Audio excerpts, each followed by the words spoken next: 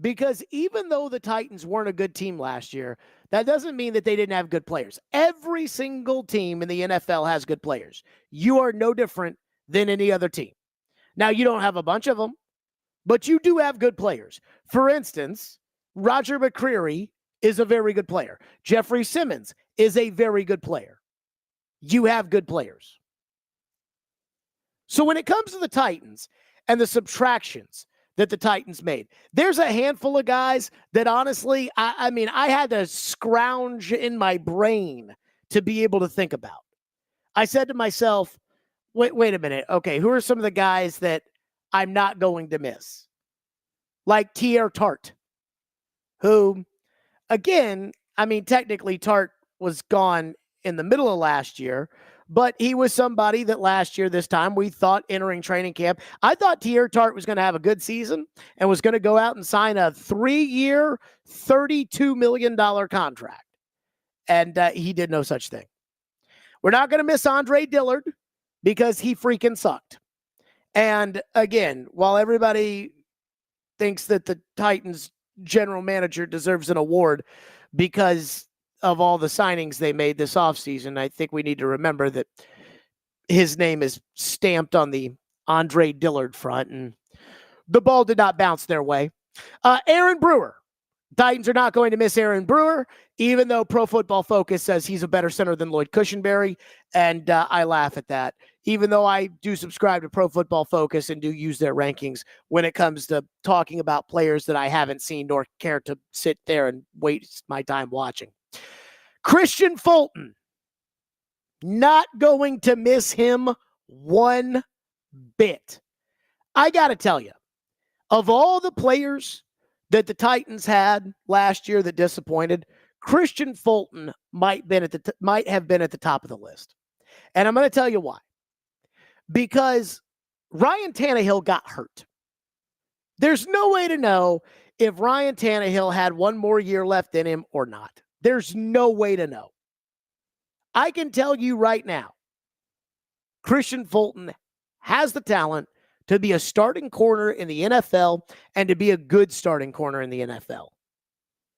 And yet last year, his head was so far up his rear end, he was trying to play the role of Deron Jenkins. And if you don't know who Deron Jenkins is, in 2001, the Titans had lost a very solid starting corner by the name of Denard Walker into free agency, and they tried to replace him with Deron Jenkins. Well, Deron Jenkins earned the nickname Toast because he was so bad at the cornerback position, and a year later was playing on the Nashville Cats, the Arena League. That's how bad Fulton was. Fulton was Ryan Mouton bad last season. Fulton was Cody Sensabaugh and Bleedy Ray Wilson bad, which is taking you back. But boy, if you're an ex-Titan fan, you remember, and it pains you just as much as it pains me.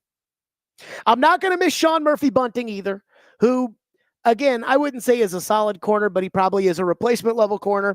And because last year he couldn't get anything on the market, he ended up jumping at the first offer he got, which was not bad from Arizona.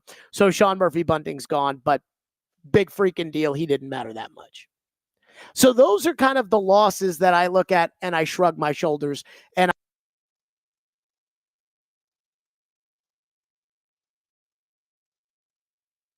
nice one is Azeez Al-Shaair. Now, Azeez Al-Shaair signed for an $11 million a year contract with the Houston Texans, and I was kind of shocked that Azeez, A, signed for that kind of money, that somebody wanted to pay him that much, and that the Texans were the team that wanted to do it. Now, DeMeco Ryans was his former defensive coordinator in San Francisco. In fact, Rand Carthon said that going into the 2023 offseason, he assumed Azeez Al-Shaair was going to go to the Texans and was surprised when he didn't, and then they were able to go back and sign him, which scares me to death to think what they were going to do at the inside linebacker position if they didn't sign Azeez. But again, that's a different discussion of what could have been or what should have been or whatever. I'm not a fan of Azeez Al-Shaair, and I would not have paid him $11 million a year. But the Titans do have a gaping hole at inside linebacker. They're going to try to replace it with Kenneth Murray, who is not the same kind of player that Azeez Al-Shaair is. Azeez Al-Shaair, if he had Kenneth Murray's talent, would be Fred Warner. Unfortunately, Kenneth Murray's problem is he can't wear the green dot. He can't line up the defense. He can't be an every down player, and he can't be an every tackle player, which is unfortunate. They're going to try to replace that role with Jack Gibbons, an undrafted free agent who might be slower than me. Last year in a Monday Night Football game, Gibbons got beat to the edge by Tua, the quarterback with the fattest tush in the NFL. The Titans drafted Cedric Gray in the 4th round with pick 106 in the NFL draft. I am skeptical of looking at the 106th pick and saying, all right, you're starting. If it's a kicker, that's one thing. If it's a running back, it's probably another thing.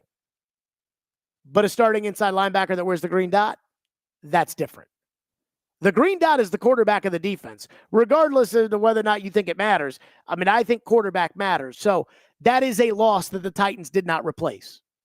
They brought Jerome Baker in for a visit. He ends up signing in Seattle. And I really like Jerome Baker. And in fact, we talk about chasing a move. I think the Titans are still chasing the decision to let David Long Jr. get away 2 years ago. So that's the first guy they're going to miss because they didn't adequately replace him. The second guy they're going to miss is Danico Autry. And I actually think Danico may be the hardest player to replace. Over the last 3 years, Danico Autry, who earned every penny on his 3-year contract he signed with the Titans, Danico Autry averaged 9.5 sacks. I'm not a guy that sits there and says, well, if this hadn't happened or if this had happened, but Danico had a big knee injury in the middle of the 2022 season. In fact, he suffered it in the Green Bay game. The Titans were 7-3, and then they hit the skids when Danico was out. If it's not for that injury, Danico averages over 10 sacks a year, and those 10 sacks walked out the door.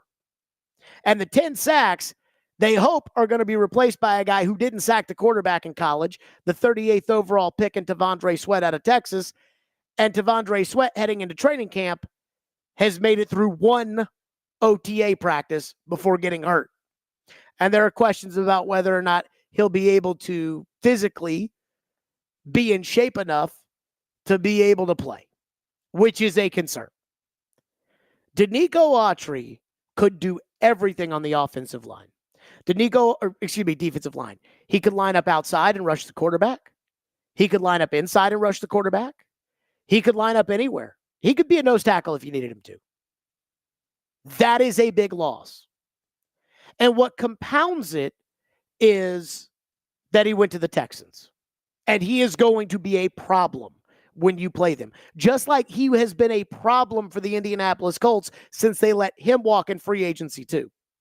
In fact, I actually asked Rand Carthon before the start of the season at a press conference whether or not he was talking to any of the pending free agents about bringing them in for a deal next year, and he said no.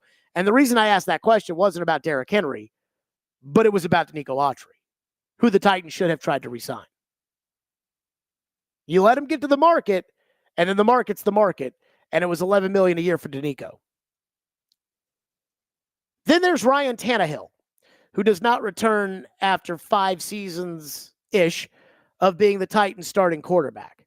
Tannehill had his good moments, Tannehill had his bad moments, and Tannehill, all in all, was a solid NFL starting quarterback. He is the second best quarterback in the history of the Tennessee Titans since they moved from Houston. I do believe that that is going to be a loss because we don't know if Levis can be the guy or not, and Mason Rudolph certainly is not Tannehill behind him. But at this point, Tannehill wasn't coming back, and there was no point with Levis being the guy to try to woo Tannehill back to be the backup. And then there's Henry. The Titans lose their identity when Derrick Henry walks out the door. Now, many people will tell you that's a good thing. Start fresh, move on, new era, new system, new coach, new everything. But there's a lot of leadership that walked out of that door with Derrick Henry. There's a lot of reliability that walked out of that door with Derrick Henry. And there's a lot of the intangibles that make the Tennessee Titans that walked out the door with Derrick Henry. They're going to try to replace him with Tony Pollard and Tajay Spears, and they're going to try to change the offense a little bit to a more passing-happy offense. But don't think that it's not a loss and that the Titans can just replace Derrick Henry, because he's the best player the Tennessee Titans have ever had. Coming up next on the training camp preview show, the draft picks. How did the Titans fare in the draft? We don't know yet. We won't know for 3 years. But where do they leave themselves open as a team after these draft picks have come in and how they've performed so far in the offseason program? We will continue that next. This is the 2024 Stillman and Company Tennessee Titans training camp preview show on 102.5 and 106.3 The Game. Nothing says celebrating the summer like ice-cold Fireball cinnamon whiskey. And I'll tell you exactly why. Because Fireball whiskey goes down so smooth and it tastes so great. There is no better way to ignite the night than to do so with ice-cold Fireball cinnamon whiskey. You guys know I've been enjoying Fireball for years. And this summer, when you're on the lake, the beach, even out of the country, there is no better place to be than with your friends and some ice-cold Fireball. Ignite the night. Please do it responsibly and be 21 years or older to enjoy. That's Fireball cinnamon whiskey. Willie and D-Mace with Willie Donick and Derek Mason tomorrow morning at 11 on 102.5 and 106.3 The Game. Are you getting the connection you deserve? 5G home internet can be spotty, and no one should rely on internet from a cell tower. Get internet for 50% less than T-Mobile 5G home internet in your first year with Xfinity. It's reliable internet with the speed you need at a great value.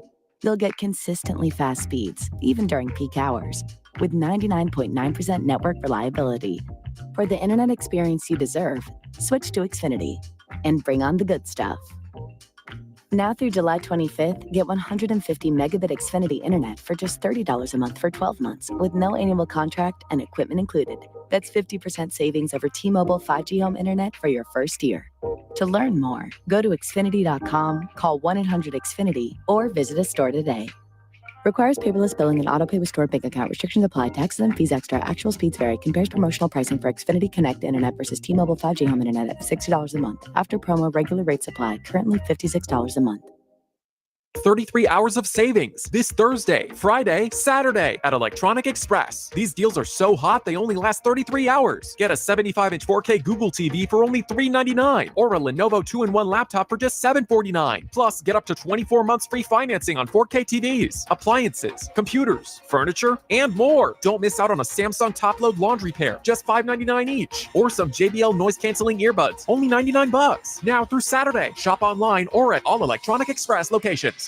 Nashville's bar scene just got safer with the Safe Bar program presented by the Sexual Assault Center. Our training empowers your staff to prevent and respond to harassment and assault, ensuring everyone can enjoy the city's nightlife without fear while boosting your bar's reputation, drawing in more customers, and standing out from the competition. With expert-led workshops, your team will learn crucial techniques. Together, let's create a Nashville where safety and respect reign supreme. Visit sacenter.org/Safe Bar program to sign up today. Safe Bar program, keeping Nashville's music playing and its streets safe. This weekend only at Old Navy, get our fan fave women's power soft leggings for $19 plus $7 active shorts for kids. Yep, women's power soft leggings are just $19 this Saturday and Sunday only at Old Navy. Valid 7, 13, and 14 select styles only. Summer congestion got you down. Whether it's allergies or a summer cold, being congested can ruin your whole day. You feel tired and run down like you're missing out on summer fun. At Navage, we're here to make breathing easy easier. Navage uses patented gentle suction technology to help clear out allergens, dust, and mucus without drugs. In just 30 seconds, you'll be on your way to a better day. Get Navage at Walmart, Walgreens, Sam's Club, CVS, Rite Aid, Target, or online at Navage.com. Navage. Breathe better, fast. This is the story of the one. As a maintenance engineer, he hears things differently. To the untrained ear, everything on his shop floor might sound fine, but he can hear gears grinding or a belt slipping. So he steps in to fix the problem at hand before it gets out of hand. And he knows Grainger's got the right product he needs to get the job done, which is music to his ears. Call, click Grainger.com, or just stop by. Grainger, for the ones who get it done. Make sure you subscribe to the Stillman and Company podcast so you never miss a show. We're on Apple, Spotify, and all other major podcast platforms. This is Stillman and Company on 102.5 and 106.3 The Game and the Game Nashville app. Obviously not available again today, but how is he conditioning wise, and is that any kind of concern as you take your break and get ready to come back for camp? I'm not concerned. No. Just one of those things that sort of lingered on him a bit. Again, don't anticipate it being a long-term issue for us, but didn't have any sense to rush him out here, not feeling perfect. And so he'll get his work over the summer. He's got a plan in place, and I'm confident that he'll execute it. So biggest thing for him is working still and getting in shape, ready to roll. He's obviously working, not in front of everybody, but he's here working. He's not getting the full field work, but he's here and he's getting his work in. So anticipate him being ready to roll, and we'll see what he's got in training camp. That is not a good sign when the head coach is having to sit there saying, I'm not concerned about the 38th pick in the draft. I'm not nervous about, the fact that he made it through one OTA practice, got hurt, and then wasn't involved in any other OTAs, none of the open OTAs, and he missed the mandatory minicamp. But there's no way he can't be concerned because the Titans are counting on T'Vondre Sweat. So the Tennessee Titans, because they weren't very good last year, had the benefit of picking highly in the draft this year. With the 7th overall pick, the Titans took J.C. Latham, the tackle out of Alabama. Now, as critical as I was at the time of the pick, and I still stand by my criticisms, I do understand the fact that the Titans needed offensive line help and that the guru, Bill Callahan, is the one that decided, okay, we're going to go with J.C. Latham after Joe Alt went off the board. I believe that if Alt had been there, they would have taken Alt, and I and everybody else would have been happy. Now, I do think that on my personal board, I would have taken Brock Bowers, the tight end out of Georgia, or I would have taken Roma Dunze, the wide receiver, or Olu Fashanu, the tackle who played left tackle in college, over J.C. Latham. But Bill Callahan does have a track record, and I am giving him and them the benefit of the doubt when it comes to Latham. I expect J.C. Latham to play left tackle, and I expect J.C. Latham to play left tackle well. That's the first thing. Reliability, not a question. J.C. Latham was reliable at Alabama. J.C. Latham showed up the first day of rookie minicamp and looked fit and ready to go, and he has shown nothing throughout the OTA process and the minicamp that would question us otherwise. Then there's T'Vondre Sweat. The Tennessee Titans, I said, going into the draft, had 2 players that they could pin in as players to count on that could start, that could fill holes in 2024.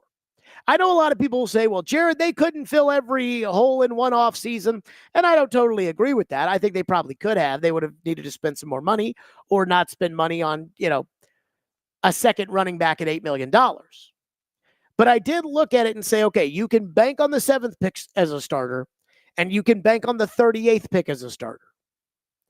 And then the Titans took the single biggest question mark in the second round with the 38th pick, literally and figuratively, in T'Vondre Sweat. The question marks on Sweat start with his weight, which reportedly was 380 pounds at Texas. You can't play at 380 in the NFL. Now, he got down to 366 at the Combine. But again, the Combine is your biggest job interview, which means that whatever agency T'Vondre Sweat signed for, they had him on probably the strictest military diet you could have, and he still checked in at 366, which is probably still not a great weight for him. So that's a concern. The weight's a concern. Then there are the maturity questions. Scouts around the NFL said, he's kind of a partier, he's kind of a goofball. Again, maybe that's just a colorful personality, but when it comes to the NFL, teams don't have enough time to really get to know you. That's why a lot of teams were turned off by Will Levis with the banana peel and the mayonnaise and everything else, the mirror selfies, because they didn't really have enough time to get to know him to decide, you know what, Levis is made of the right stuff. He's a true competitor. He's a whatever. So there are some maturity questions when it comes to Devondre Sweat. And then there's the DWI before the draft. And I don't want to have to be the guy to say this. I did laugh out loud when Rand Carthon said, well, Devondre Sweat got hit by somebody else, and that's how they found out that he was driving intoxicated. But he didn't use that as an excuse. And I heard that, and I thought, well, it sounds like you're using that as an excuse, but okay. But again, I go back to the fact that the NFL draft was only a couple weeks away. Single biggest moment up into that point of Devondre Sweat's life. I don't know about you guys, but when I got my first job, I remember the job interview like it was yesterday. I interviewed with Gordon Humphrey, a former senator in New Hampshire, who owned WKXL in Concord, New Hampshire. And I'll never forget, we sat there and he said, you ever broke the law? And I could look at him and say, nope. Devondre Sweat couldn't do that.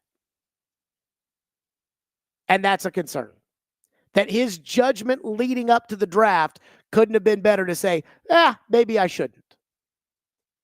And because Danico Autry was a consistent 10-sack-a-year guy for the Titans, it is concerning that we are looking at the replacement for one of the most productive and consistent Titans to be somebody who 2 months after the draft, 3 months after the draft, we're not sure we can count on. The other picks in the draft, Cedric Gray, the 4th-round linebacker, is a player that has promise. Athleticism, a lot of people seem to really like him, but let's not forget, he's a 4th-round rookie, and it's probably not fair to look at somebody and say, hey, you were the 106th pick in the draft, you need to go start. When I looked at the draft and I said, hey, you're going to have 2 holes you can fill, 7 and 38, I did not think that you could just say, okay, we'll fill a hole at 106. Jarvis Brownlee Jr., the corner out of Louisville. Now, health, they drafted him in the 5th round. Health is a concern for Jarvis Brownlee Jr. But I was told if he's healthy, he's made of the right stuff, he's a good cover corner, and he can pop. And that's what they need. To add to a room with veterans, this is a guy they need to develop so that when the older guys, Awuzie and Snead, are ready to hang it up or it's probably time to move on, that Brownlee's ready to take over a starting role. But he was a 5th-round pick, so we'll see. Jaquan Jackson, a wide receiver out of Tulane, I think has a shot to make the team. This administration took Jaquan Jackson, who is known kind of as a speed slot return guy. He will probably be battling it out for a roster spot with Kyle Phillips, a slot return guy who has shown through 2 years that he, A, cannot stay healthy, and B, he cannot return the ball. I mean, part of being a good return man is the ability to catch it, and Kyle Phillips so far has not done that. So I go into camp right now giving the edge to Jaquan Jackson in the 6th round over Kyle Phillips. And then the Titans took a couple of 7th rounders who, to me, a 7th rounder and a UDFA, it's kind of the same. The one undrafted free agent who seems to be making noise as far as all of this is concerned, as far as can he make the team? Is Gabe Jeudy-Lally, the corner out of Tennessee, who also played at Vanderbilt, also played at BYU. And Gabe Jeudy-Lally was running with the ones in OTAs. That is high praise for an undrafted free agent. So it would not surprise me if Gabe Jeudy-Lally ends up making the Titans as their top undrafted free agent. But they plugged one hole left tackle at 7, and I feel comfortable about that. And at 38, the single biggest question mark when it comes to the start of training camp is, will Devondre Sweat, the day they return from the break, will Devondre Sweat show up in shape? Will he pass the conditioning test? Will he be healthy enough to practice the first day of camp? And will he be consistent enough to make it through all of camp so that when it comes time for Chicago, he can go out there and play 40 snaps or so, which is what we would expect of Danico Autry? We shall see. We continue along next. It's the 2024 Stillman and Company Tennessee Titans Training Camp Preview Show on 102.5, 106.3 The Game. Step into the ring with the Hall of Fame. Booker T and Brad Gilmore. Saturday mornings at 8. On 102.5 and 106.3 The Game. Get this Samsung laundry pair for only $5.99 each this week at Electronic Express. A little change can go a long way. That's why F&M Bank offers Smart Swipe, a great tool that deposits change to your savings account every time you make a debit card purchase. Buy your morning latte for $5.28. The difference of 72 cents is transferred to your savings account. Build your savings with every debit card purchase. You work hard for your money, and we'll work just as hard to help you make the most of it. Come see us at one of our branches or online at myfmbank.com, member FDIC. We're going abroad for the first time in years, to Spain. But we don't speak Spanish. So we started using Babbel. And started learning Spanish fast. With Babbel, you can start having conversations in another language in just 3 weeks. Babbel's conversational method teaches you real-life words and phrases. And with Babbel's interactive bite-sized lessons, you'll remember what you learned. ¿Cómo te llamas? ¿Cómo te llamas? ¿De dónde eres? ¿De dónde eres? When you learn a language, you want to actually use it. Babbel is designed with that goal in mind. In just 3 weeks, we're starting to have conversations in Spanish. Estoy muy emocionado para ir a España contigo. Aw, he just said, I'm very excited to go to Spain with you. Nos vamos a divertir mucho. And that means we're going to have a lot of fun. Sí. Gracias, Babbel. Babbel, language for life. Celebrating 10 million subscriptions sold. Now try Babbel for free at Babbel.com. Just go to Babbel.com and start learning a new language today. That's Babbel.com. Babbel.com. From the Busy Bee Plumbing, Heating and Air Conditioning Game Nashville Studios, WPRT FM Pegram, WBUZ HD2 Laverne, where it's always football season. This is the NFL. You don't win, you're out. Just the speed element he brings. We are 102.5 and 106.3. Offenses can't run if you don't have an offensive line. The Game. The Cromwell Media Station. Discussing what matters in the world of sports. The biggest question marks, the biggest risks you took this offseason. And what you're passionate about. Their way is better than everybody else's. This is Stillman and Company with Jared Stillman. And I'm not going to stop talking about this because that's how important I think this is. On 102.5 and 106.3 The Game and the Game Nashville app.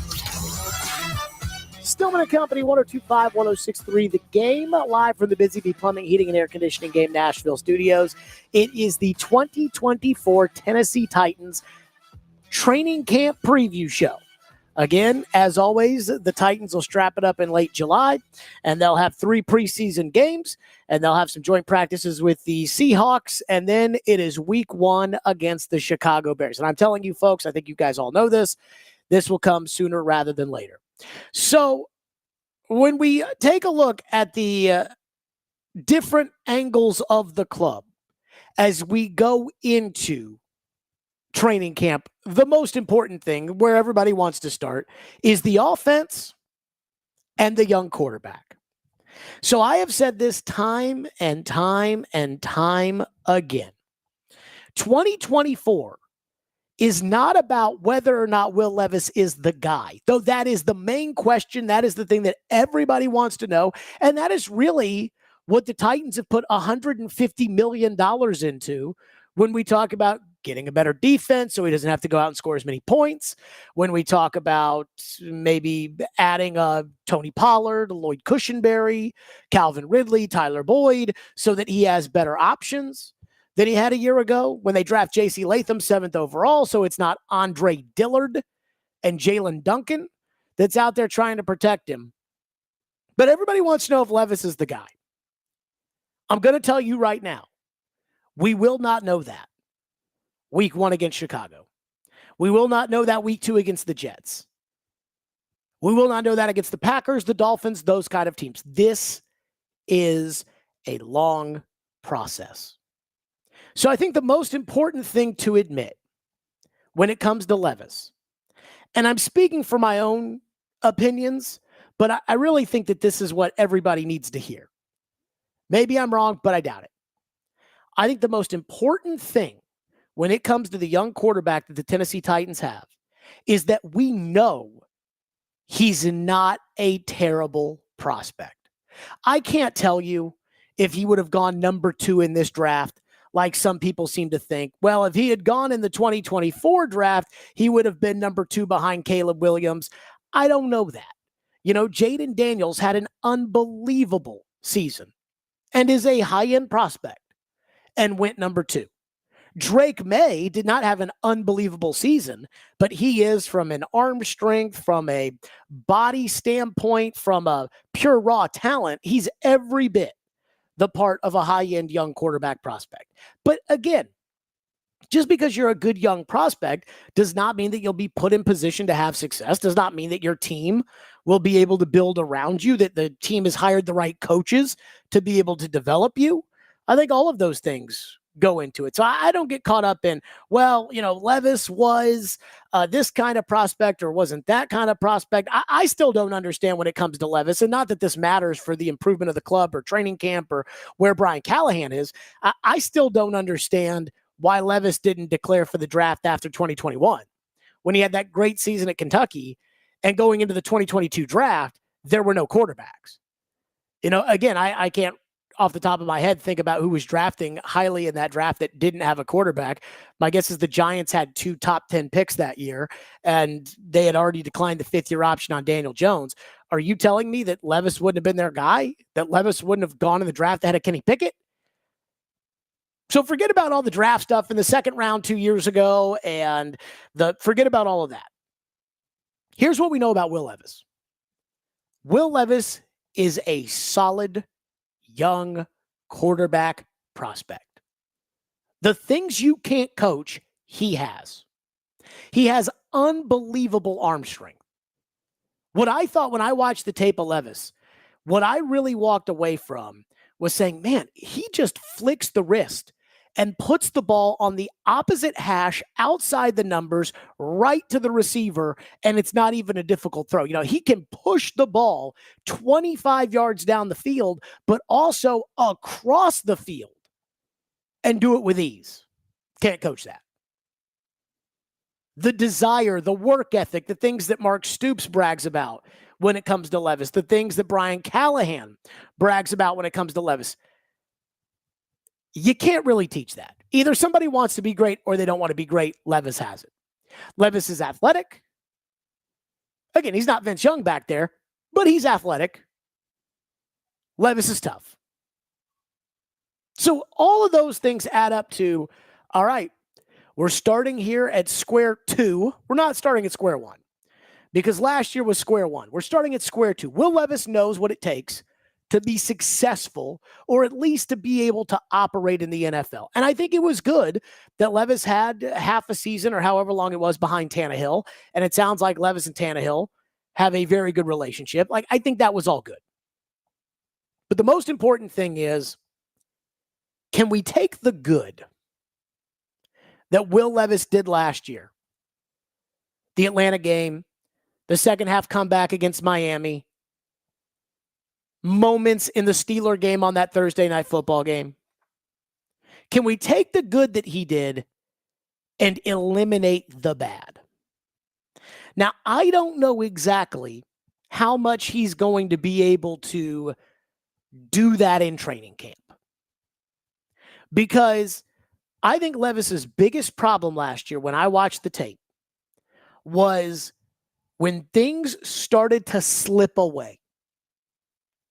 Levis got too anxious back there in the pocket. Levis got too anxious if the game started to slip away. If it's a 3-point game the entire time, Levis is cool. He's calm. He's making his reads. He understands the game. Again, he has no idea what defenses are showing him, but no young quarterback knows what the defense is showing him as a rookie. Maybe not even a second-year guy. But once the game starts to slip away, the frustration starts to mount. The anxiety starts to add. And then all of a sudden, Will Levis gets back there and he feels like he has to make a play that wins the game right then and there. It happened in the Steelers game when they got behind late, and all of a sudden he's just throwing YOLO balls. 2 balls should have been intercepted. One, DeAndre Hopkins had made an incredible play to bat a pass away. Another one the Steelers dropped, and then the third one did get intercepted. And it's like, hey, time and a place there, babe. The Tampa Bay game, Levis chucked a ball down the field as soon as they got down by 14 in the fourth quarter. And Tim Kelly, and this is to Tim Kelly's credit. I know a lot of people don't like Tim Kelly, but this was to Tim Kelly's credit. Tim Kelly just decided, okay, we're going to throw some bubble screens to Phillips because I don't trust you to throw the ball down the field because you're trying to get 14 points back on one play. The more he plays, the more he's in NFL games, the more he will realize. And maybe that Miami game, the last, at the end of the season where they had the 14-point comeback in the second half, maybe that was a good learning experience for him to say, hey, deep breath, calm down. It'll be okay. Don't have to earn it all back on one play. They didn't earn it back on one play in that Miami game when they came back down 14 points. So maybe that learning experience will help. The next week they played the JV Texans. They lost, and there was an interception he threw that, again, it wasn't the reason they lost. There were a lot of reasons that they lost that game, but if he doesn't throw the interception on a ball where Treylon Burks is wide open and he throws it into double coverage for DeAndre, they do probably win that game. Can he take those from last year? And will the game slow down for him? So the next time he's playing that same play and they double DeAndre and he's expecting him to be open, but he's not, and there's a split second, can he take the extra second? See and trust that he's not going to get killed. See Burks and throw the ball for the touchdown. And I don't know if he'll be able to do that or not. As far as training camp is concerned, I think the most important thing is he's going to be learning Brian Callahan's offense. He did say that he hopes that by the time they get back for training camp that he'll be able to run the meetings and run the offense. There's no way he'll be able to do that. I mean, it's impossible. No second-year quarterback can do that, or it should never be expected of a second-year quarterback to be able to do that. So I'm not expecting Levis to be able to do that. But in training camp, he's going to be learning the offense. He's going to be learning Ridley. He's going to be learning Boyd. That's important. I think it's also important to know that Brian Callahan, the guy whose job it is to build Levis up, is going to be learning what Levis is capable of. That's why when they struggled in 7-on-7 in the offseason and OTAs and minicamp, I didn't hit the panic button. Because Brian Callahan's got to learn, hey, this is what I can call in a game. This is what I can't call in a game. And I think it's going to take some time for those two to truly get on the same page. And when I say time, I mean games. I mean, the way that Brian Callahan feels about Will Levis calling plays, calling games, making decisions is not going to be how he feels, I would hope, in November and December when Levis should be rounding into form. But this year, don't worry about whether or not Levis is the guy. We'll figure that out one way or another. What I'm worried about, what I'm focused on as training camp approaches is the process of improvement. Levis learning, Levis developing, Levis connecting with his receivers, and Brian Callahan really learning what he has in Will Levis. That's what the Packers did with Jordan Love. It took a whole season. That's what I'm expecting when it comes to Levis.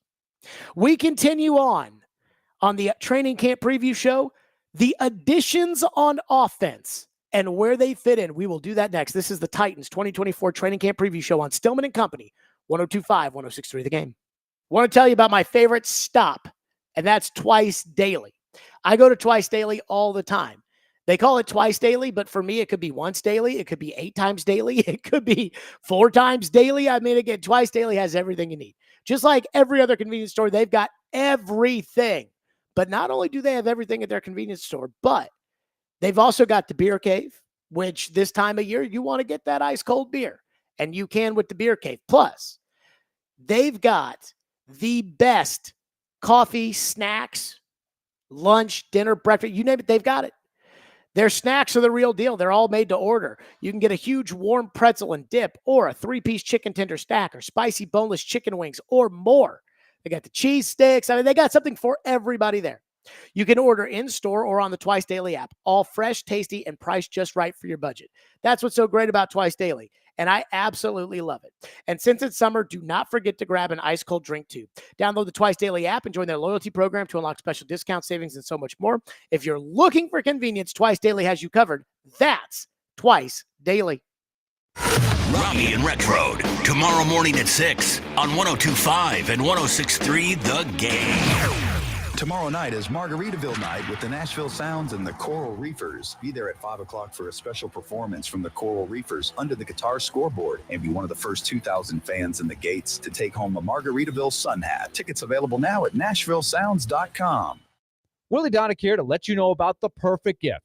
Lavish, luxurious, yet affordable, breathtaking, and joy-inspiring, yet simple for you. The gift card from A Moment's Peace. A spa day she customizes exactly the way she wants. Give her the gift she won't buy herself. An escape, a little bit of luxury, something special that shows how much you care. The perfect gift from A Moment's Peace Salon and Day Spa in Cool Springs. Call or go online at amomentspeace.com/thegame. Tap that app. Download the Game Nashville app on your smartphone so you can listen to Stillman & Company on the go. This is Stillman & Company on 102.5 and 106.3 The Game and the Game Nashville app. I remember there was a head coach a couple of years ago that told me that he thought Calvin Ridley might be the best wide receiver in the league. That was what he thought. You know, I think had Calvin's career trajectory stayed on and he didn't get the suspension that he had, I think you would have found he probably would have found some of this a little bit sooner than he has maybe, but I believe in everything he's about, and he's a pro's pro, and he's got real talent. I mean, he's one of the better route runners I've been around. Really sudden, really fast, really explosive, and on top of it, he's a great personality. So to have him here and be able to go steal him from a division rival certainly makes it a little sweeter in that regard. But I love having Calvin. I think he's really going to help us. That was Brian Callahan on the Adam Schefter podcast talking about Calvin Ridley, and let me say this. Calvin Ridley was the big off-season addition when it comes to how are they going to build this team? How are they going to help Will Levis? How are they going to? Calvin Ridley was the big addition that I don't know about you guys. I'm excited for, but I do want to see, like, is he really better than DeAndre Hopkins? You know, Ridley is a guy that can run. He can stretch the field. But he's being paid as the top receiver on this team. He's being paid number one-ish money. You know, he's, I think, $24 million, $23 million. Nico Collins is 24, and I'm not sure Nico Collins is a number one receiver. So he's not being paid $35 million, which is the going rate for a true number one, but he's being paid, you know, the most money at receiver on this team. So I am fascinated about that, which takes me kind of to the big picture, which is the additions on offense that the Tennessee Titans have this year. The most important addition on offense is the coach. Because while everybody can sit there and complain about Vrabel or Todd Downing or Tim Kelly or Jason Hodling or Keith Carter or whatever it had been over the years, the reality is the Titans offense stunk, and it didn't feel like that coaching staff really had the answers to be able to figure out how to fix the offensive line. You know, these are the same guys that, you know, went to the wall for Racy McMath. So, well, again, I think Vrabel was a good coach, and I think that, you know, I don't care if you gave Vince Lombardi that offensive line. I'm not sure he would have been able to do much with it. At the end of the day, they finished 28th in total offense. They were 27th in points. They didn't even really turn the football over that much. Now, they didn't get any turnovers, which was a big problem, which is more of a defensive issue. But the number one thing is the coach. I'm not one of these guys that says, you know, the game is trending in a different direction and it's not the same and the Titans were playing 1974 football and I don't think that, because nobody felt like the Titans were playing 1974 football when Arthur Smith was the offensive coordinator and Derrick Henry ran for 2,000 yards and they had the second highest ranked offense in the NFL. I don't think they did that. I think they made a couple personnel mistakes. Obviously, the A.J. Brown one is one that looms large, but I don't think it was so much the scheme as much as it was who was running the scheme. And then Tim Kelly did go back to that Earhart-Perkins offense, which does not feel like it's the wave of the future. But Brian Callahan feels like the next guy. You know, he's qualified. You know, he is, again, I have no idea if the guy's going to be a good coach or not. I hope he is. I like what I've seen so far, but I do feel like, again, as far as the resume is concerned, he's earned the opportunity to go be a head coach in the NFL, to run an offense, to call the plays the same way Kevin O'Connell and Zach Taylor and Matt LaFleur and the guys before him have. So, I mean, Mike McDaniel with the Dolphins. So that's the biggest addition is the coach. The second biggest addition is the coach's dad, Bill Callahan, on the offensive line. I yelled and I screamed last year. I mean, I was going crazy. You guys remember it? And I was saying, look, I have no idea what Jason Hodeling, if he's a good coach or not. There's no way to know if you're not in the building. And even if you are in the building, I'm not totally sure there's a way to know because you don't know what you're looking for. But I do know this. I do know his resume said that he was the head coach at Colgate. That's what I know. And that he had no NFL offensive line coaching experience except for being the third assistant behind a bad coach in Keith Carter. And so that didn't really resonate with me. And I know a lot of people said, well, what do you expect him to do with guys like Dillard and Brewer? And Skoronski was awful last year. What do you expect him to do with those guys? No right tackle. And I said, look, I don't know who's responsible for Dillard. I think they're all responsible for Dillard. But the way it used to work around here, when the Titans had Floyd Reese as their general manager, and they would go draft Eugene Amano and Jacob Bell and Benji Olsen and Justin Hartwig, and they draft these guys, and all of a sudden, a year after that, David Stewart, they drafted him, they're in the starting lineup. I said the reason why is because when they went through the evaluation process of these offensive linemen, Floyd Reese, the GM, would look at Mike Munchak and he'd say, hey, give me the thumbs up or the thumbs down. They'd bring all the guys in on a top 30 visit. They'd put them around Munchak and they'd say, what do you think? Do you think this guy is a guy we should be interested in? Do you think this is a guy we can develop? And Munchak would go, thumbs up, thumbs down. And if Munchak said thumbs up, Floyd might take him. And if Floyd took him, obviously it became Michael Roos and David Stewart and those kind of players. I mean, I always remember the name Donardo Ginapoli, who was a backup for like 3 years. Bruce Matthews retires. DiNapoli gets put into that spot the same way John Robinson just tried to put Aaron Brewer into a starting spot. And DiNapoli was so good that 1 year he was the center that he got a big contract from the Cowboys. And then the Titans just went and got somebody else. That's the way it was under Munchak.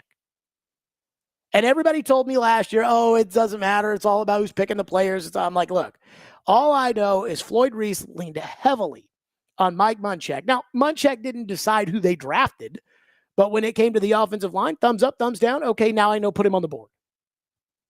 And I know that's what happened because Floyd Reese told me. Before you tell me, oh, no, that's not what happened. That I know that that's what happened. So those are the two biggest additions. The third biggest addition is Ridley. And the only reason why I went Ridley above Cushenberry is because even though Cushenberry touches the football on every play, Ridley is the deep threat receiver that this team has not had in forever. AJ had some deep threat to him, but AJ's not a burner. AJ's more of a contested catch guy. Ridley can run. Ridley is a deep target. What's funny is I thought the Titans could go into free agency and sign one receiver and then probably draft another. The guy I wanted was Mike Evans because I think Evans, even though he's up there in age, Evans is kind of the complete package. But Ridley, outside of the drops that he had last year in Jacksonville, and then, again, not that I want to get into this, too in depth or say that this was a bad idea because who knows, but Ridley did have the gambling suspension, which is not a good thing. And he did have the mental health situation where he walked away in Atlanta, which again, mental health is a serious deal, but we're trying to figure out whether or not somebody's going to be reliable when you pay him $50 million. So those are kind of the only issues I had.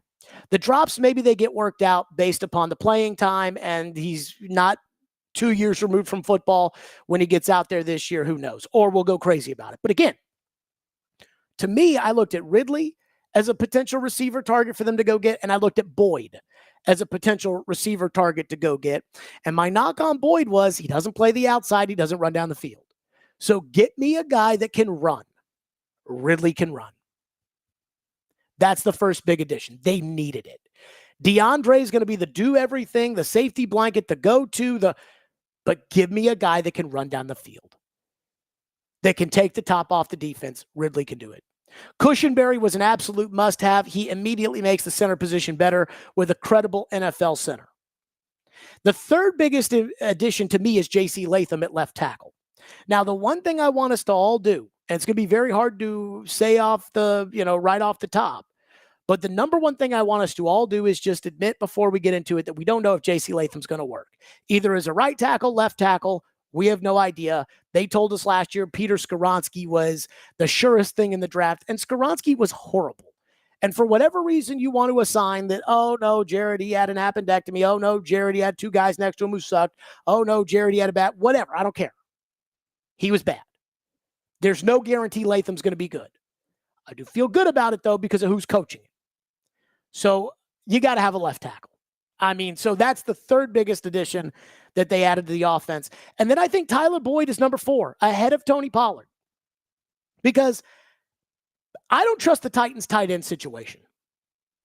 I think there is going to be a camp battle, and we will get into our camp battles in just a second. I do think there's going to be a camp battle at tight end between Josh Wiley and Chig Okonkwo. Okonkwo can't catch. Wiley can't stay healthy. The hope is that if Chig's the guy, that he can catch. If Wiley's the guy, it's that he can stay healthy. But again, neither guy is really all that accomplished by NFL standards. Which takes me to Boyd. With DeAndre being kind of an intermediate, sometimes he can go deep, sometimes he's short, sometimes he can run the whole route tree. Who knows about DeAndre? I expect him to be the number 1 receiver. I expect Ridley to be the deep guy, to take the top off the defense. And I expect Boyd to be the intermediate, chain-moving safety blanket that we usually see reserved for a tight end. And then with Tony Pollard, I expect Tony Pollard to bang the ball in there and for them to run the football and try to run it hard with Tony Pollard, because as much as everybody's a pass, these McVay-Shanahan coaches, they like to run the ball. And I don't know if Spears can take it 30 times a game. So those are the big additions on offense. Sadiq Charles is in there perhaps as the right guard, which we'll see how that works. But there is no doubt that when you look at, on paper, the offensive line from last year to this year, especially considering who's coaching them, that the Titans have absolutely added and really added an impact. Now, they're replacing Derrick Henry, and replacing Derrick Henry is no small task, but there is no doubt that the Titans have better players on offense as a whole. Coming up next, the camp battles on the offensive side of the ball as we approach training camp. Who's got a shot? Who doesn't? We'll get to that next. It is the Tennessee Titans 2024 season preview show on Stillman and Company. 102.5, 106.3 The Game. We are in the meeting room. Sweat needs to be sitting right next to Big Jeff. Let's ride with Levis. Why isn't he not the guy? I, personally, think that's a great move for the Titans. We are 102.5 and 106.3 The Game. Oh, yes. Okay. I love what you've done with the place. Thanks, my guy. Yeah. I still got to show you the 3rd floor. Okay. Send me on up. That's where the action happens, man. Now, Sarah calls this the panic room. The panic room? Uh-huh. Okay. Well, I didn't know that you were a doomsday prepper. Oh, no, I'm not. It's just where I watch my football games. Right. Oh, snap. Who's playing? Wait. No. Did he get picked? No way. Yeah. Oof. Yo, what are you doing? Get him. Oh, my. Are you seeing this? Yep. I'm seeing it. Yeah. No, please, somebody tackle him. Oh. He's running to the end. Okay. No. Oh, Wow. I can't breathe. Oh, boy. I can't breathe. Where's Sarah? Sarah! AT&T Fiber with All-Fi covers your whole house, even your aptly named panic room. Get AT&T Fiber with All-Fi and live like a gagillionaire. Limited availability. Coverage requires AT&T Wi-Fi extenders at additional charge. Did you know that diabetes, heart disease, and prostate cancer procedures can contribute to erectile dysfunction? Many men aren't aware of this or all the treatment options that a board-certified urologist can offer. Understand your options and learn where you can find an ED specialist in Nashville to help. Visit edcure.org to get the facts and find a urologist who can offer treatment options that work when pills and injections don't. Again, that's edcure.org, sponsored by Boston Scientific. If you're a veteran, did you know that you can access up to 100% of your home's equity right now with Loan Pronto's VA Equity Advantage program? Hey, Willie Donick here. Get 30, 50, 100 grand or more. Use that money to pay off credit cards, personal loans, or car loans, or use the cash to do some home improvement. Veterans love working with Loan Pronto because it's easy with no junk fees or hassles. They can unlock that cash in your home's equity in a matter of weeks. Get more info and start the process now at loanpronto.com. Or if your current VA loan rate is over 6.5%, Loan Pronto can get you in a streamlined refinance with a lower rate right now with no income verification and no appraisal. Lower your monthly payment big time. Loan Pronto makes it easy for veterans. Call now, 615-499-5780. That's 615-499-5780. Equal housing lender, NMLS 166-1781, subject to lender approval, NMLSconsumeraccess.org. The tradition continues Saturday at Nashville Fairgrounds Speedway as the best for the North challenge the best from the South for 100 laps in the annual North-South Shootout for Super Late Models. Plus, a special 100 lapper for Pro Late Models, added limited late models, legends, and more for action on the quarter mile. And Saturday is a must. Gates open at 3. Racing starts at 5. Kids 11 and under are free. Get your tickets now at Nashville Fairgrounds Speedway.racing. Be there. If you love to travel, Capital One has a rewards credit card that's perfect for you. With Venture X, earn unlimited double miles on everything you buy and turn everyday purchases into extraordinary trips. Plus, receive premium travel benefits like access to over 1,300 airport lounges where you just check in and chill out. Open up a world of possibilities with Capital One. What's in your wallet? Terms apply. Lounge access is subject to change. See CapitalOne.com for details. You're locked into Stillman and Company on 102.5 and 106.3 The Game and the Game Nashville app. We're ways away from the official depth chart, but is it safe to say that the right side of your line is going to be pretty wide open when you put the pass on? I think so. I think in all fairness, everybody competing for spots and jobs, I think that's the case. I think that, Sadiq, Rad, Dan, all those guys are working extremely hard. There's a lot of versatility there, guys that we can mix and match at the guard spot and also at center. So I'm still kind of looking for the 2 and the 3 center, trying to find ways to build that depth and build that contingency, because as you well know, that can go pretty quick if you do hit that injury snag. So we're trying to build depth there, trying to get more experience. So we're cross-training all those guards at the center position. But I think overall on the right side, we're just looking for guys to come in and compete. Obviously, when Jalen gets a little bit more healthier and when Nick gets back out there and then J.O.'s out there, it should be a lot of fun to watch these guys get after it. That was Titans offensive line coach Bill Callahan right before they wrapped up the offseason program. So you heard it right there from the horse's mouth that when it comes to deciding who is going to be the starters on the right side of the offensive line, training camp is going to battle that out.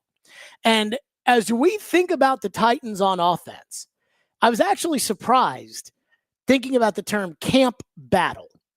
And here's why. This fascinates me. When I was a kid and training camp used to really be something, there'd be two-a-days and they'd wear pads and they'd sign autographs and, it really, really mattered. And they'd actually play in the preseason. There used to be these tangible camp battles where guys would show up and it's like, we don't know who's going to be the starting quarterback of this team. I remember the New York Jets one year started off with 4 guys competing for the starting quarterback job. I want to say it was Chad Pennington, Brooks Bollinger, Mark Sanchez, and some other Scarbini. And it ended up being Mark Sanchez that ended up being the starter. Maybe that wasn't a real battle. I don't know. But for the most part, maybe it's because they've, kind of they've really winded training camp back, wound it back over the years. Or maybe it's because, teams just want to feel comfortable and confident and they don't want to rock any boats and they don't want anybody to be upset or demand trades. Or I couldn't tell you. But it feels like the traditional camp battle has gone the way of the dodo bird over the last 10 years in the NFL. But not with this Titans offense, because there are a lot of camp battles to be had.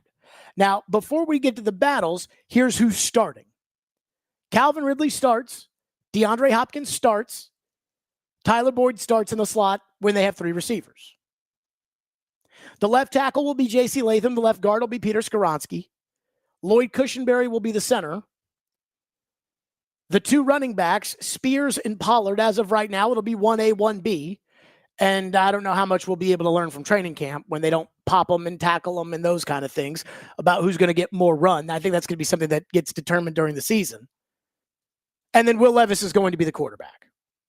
So those are the positions that are spoken for. There will not be another starting left tackle on this team this year unless J.C. Latham just cannot do it.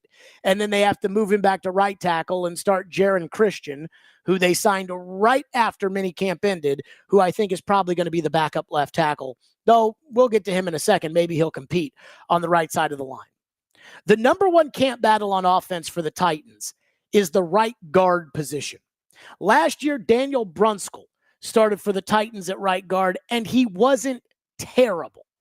Now that's saying something because most of the Titans on the offensive line last year were in fact terrible. Brunskill played in 14 games with 14 starts. When he was healthy, he could play. Over his career, including 4 years in San Francisco, Brunskill has started 56 of 75 games. He was pretty much a starter every year he's played in the NFL outside of the 2022 season, which is not a good sign. That usually is, hey, the first 3 years you're a starter, the 4th year you're not a starter, and then you go somewhere else. That's a little bit of a concern. But when it comes to Brunskill, he also offers positional versatility. Now, his money's not guaranteed, so the Titans could release Brunskill. I'd have a hard time seeing that, but Brunskill does have positional versatility. In his career in the NFL, he's played 83 snaps at left tackle. That was his rookie year, so he's not really an option there. He's played 110 snaps at left guard. That was as a backup in 2022 in San Francisco. He's played 566 snaps at center, 2,865 snaps at right guard, and 310 snaps at right tackle. So he really can play all 5 positions on the line, albeit he's got 83 snaps in his career at left tackle. Nothing to write home about there. He's probably more of a center or right side of the line guy, and he is battling as well for the backup center position. Last year, according to Pro Football Focus, Daniel Brunskill had a grade of 67.1. He was a better pass blocker at 67.7 than he was a run blocker at 62.5. He allowed 2 sacks, 5 quarterback hits, and 19 hurries, only had 1 penalty on the season, which is, quite frankly, pretty good. Now, again, normally you don't give up a lot of sacks when you're an interior guy, unless you suck and you're Aaron Brewer. You normally don't do that, but Brunskill did not give up a lot of pressure up the middle. The second guy battling for the job is Sadiq Charles. Now, Sadiq Charles was drafted in 2020 by the Washington Commanders. Bill Callahan was the Commanders' offensive line coach until 2019, or through 2019. So Bill Callahan did not draft Sadiq Charles, but Sadiq Charles spent 4 years in Washington, and Sadiq Charles had his moments. Sadiq Charles, for his career, over 4 seasons, has played 1,188 snaps in the NFL. That's about 1 season's worth of snaps. So he has not been a starter traditionally in his career in the NFL. Now, he did start last year, or he did play 643 snaps. That's the most he had in his career, and they all came at left guard last season. Sadiq Charles has, in his career, 704 snaps at left guard, 402 snaps at right guard, and a combined 77 snaps at tackle. Last year for Charles, he played 643 snaps. That was a career high. He had, according to Pro Football Focus, not very good grades. At 55.5 as a total grade, 55.4 as a run blocker, 53.9 as a pass blocker. He allowed 4 sacks, 3 hits, and 30 quarterback hurries. He also committed 3 penalties. Again, comparing that to Brunskill, the 4 sacks, not the end of the world, but Brunskill allowed 2. The 5 hits for Brunskill, that is not as good as the 3 hits for Charles, but 30 hurries for Charles, 19 for Brunskill. And Brunskill played about 100 more snaps at right guard and had a better grade. But that's just Pro Football Focus. One thing to keep in mind, Brunskill weighs 300 pounds. Sadiq Charles weighs 322. And because of that, I think Bill Callahan is going to give the first crack at it to Charles because Charles is bigger, and I think he likes more girth on the offensive line. That's why a lot of people talked about how Peter Skoronski had gotten bigger. The other guy competing for that spot is Dylan Radins. Dylan Radins, who has been written off as a bust, actually had a productive season at the end last year after returning off of a torn ACL. He played 774 snaps, so again, about 100 more snaps than Sadiq Charles. However, he only played last season 19 of those snaps at right guard. He was primarily the right tackle with 504 snaps. He allowed 5 sacks. Granted, he was playing tackle, which you're going to give up more sacks there. 5 hits, more than both Charles and Brunskill, and 26 hurries, also 11 penalties. That is something to be concerned about. And while Radins has gained weight, has kind of really transitioned to guard, he was listed at 301. It feels like they're converting him to a pure interior offensive line position, though personally, I'd put him at right tackle and let him battle it out with the other guys. Which takes us to right tackle. Nicholas Petit-Frere enters training camp as the presumptive starter at right tackle. Last season was an unmitigated disaster for the guy that Chris Sanders nicknamed PT. Nicholas Petit-Frere was suspended for the first 6 games, which was later reduced to 4, for a gambling suspension. And in the 3 games he played, he had a Pro Football Focus grade of 35.5 and a pass blocking grade of 27.8. He allowed 3 sacks, 5 hits, and 3 hurries, and was pressured on 11 snaps of 66 pass block snaps. That's all terrible. And he committed 4 penalties, which, again, Brunskill committed 1 for the whole year. He played 117 snaps and committed 4 penalties. He also was not good as a rookie with a grade of 52.3, and he allowed 3 sacks and 24 hurries as a rookie, where he primarily played at right tackle with 937 snaps. He is a former 3rd-round pick and a former starter at Ohio State, so it looks like they're going to give him probably the first crack at it. Jalen Duncan is number 2 on the list. Jalen Duncan was horrendous last year, a former 6th-round pick out of Maryland. Duncan had a 32.9 Pro Football Focus grade, 29.2 pass blocking, allowed 9 sacks last year. 9. 10 hits, 11 hurries, and he only played 364 snaps. That was all on the left side. They're going to give him a shot on the right side. He does have ideal size and speed and athleticism for a starting tackle in the NFL. He just doesn't have anything else. So those are the training camp battles we have. Coming up next on the training camp preview show, where do the Titans need to be concerned on offense? What needs to get better?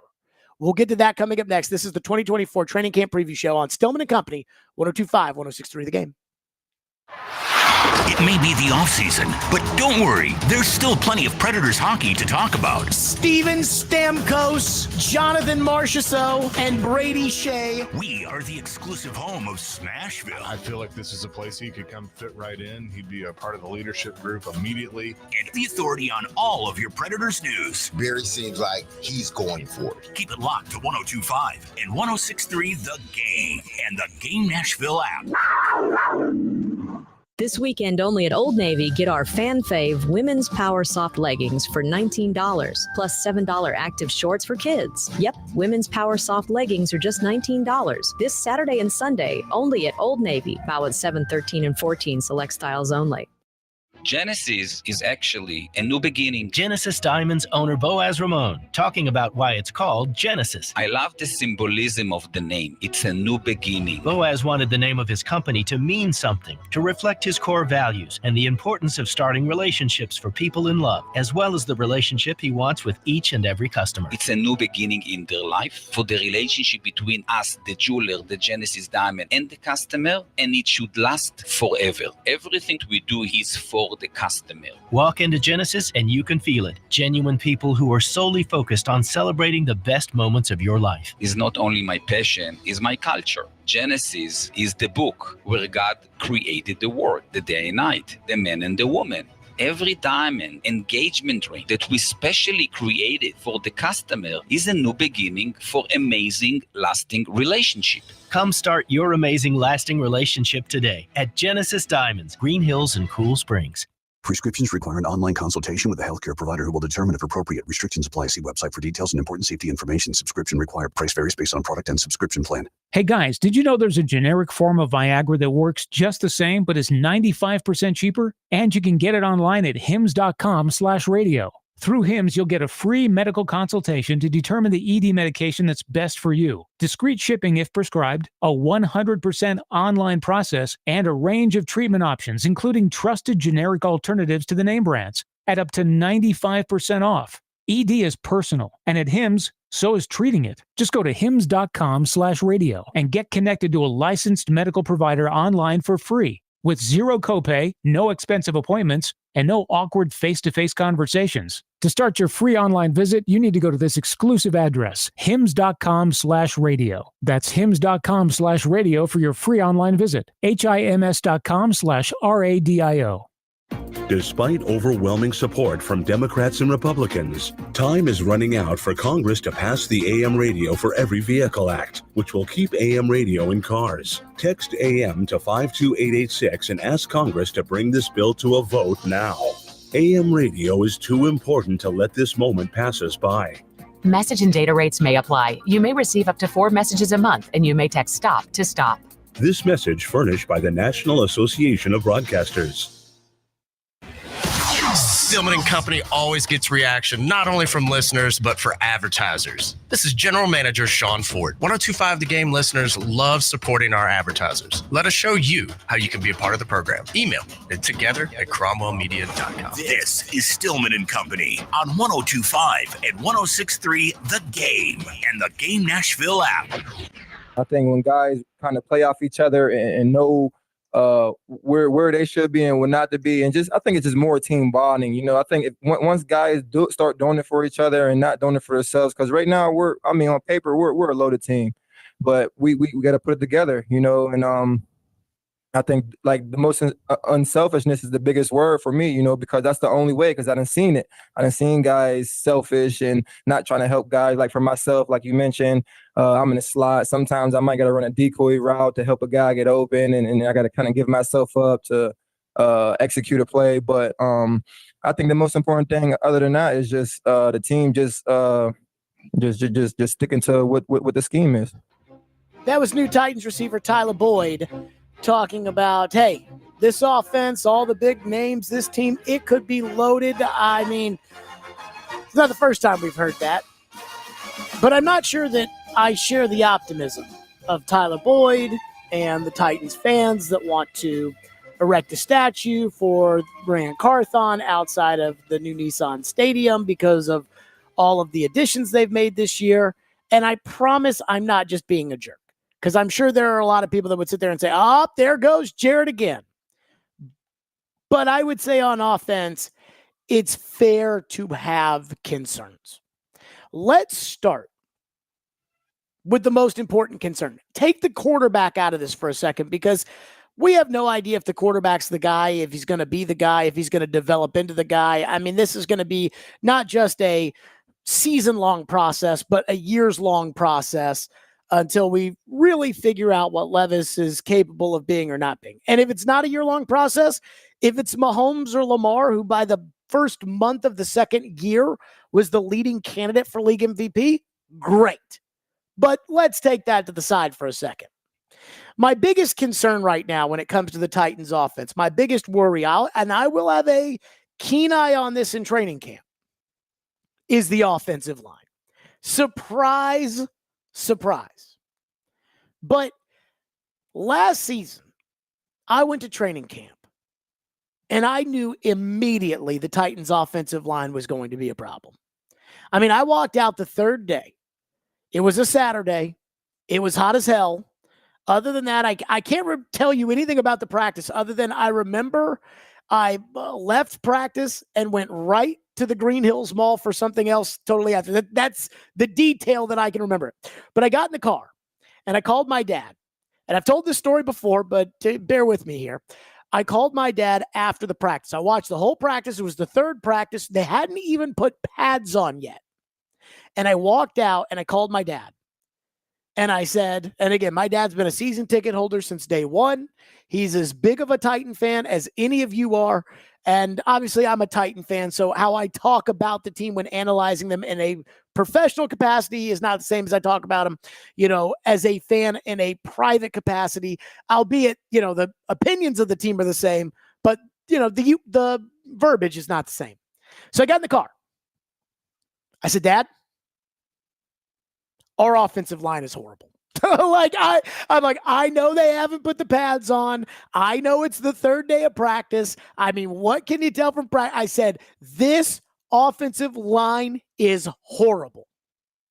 And I remember the moment that I knew it was horrible last year was after watching the defense dominate up front for the umpteenth time in a row.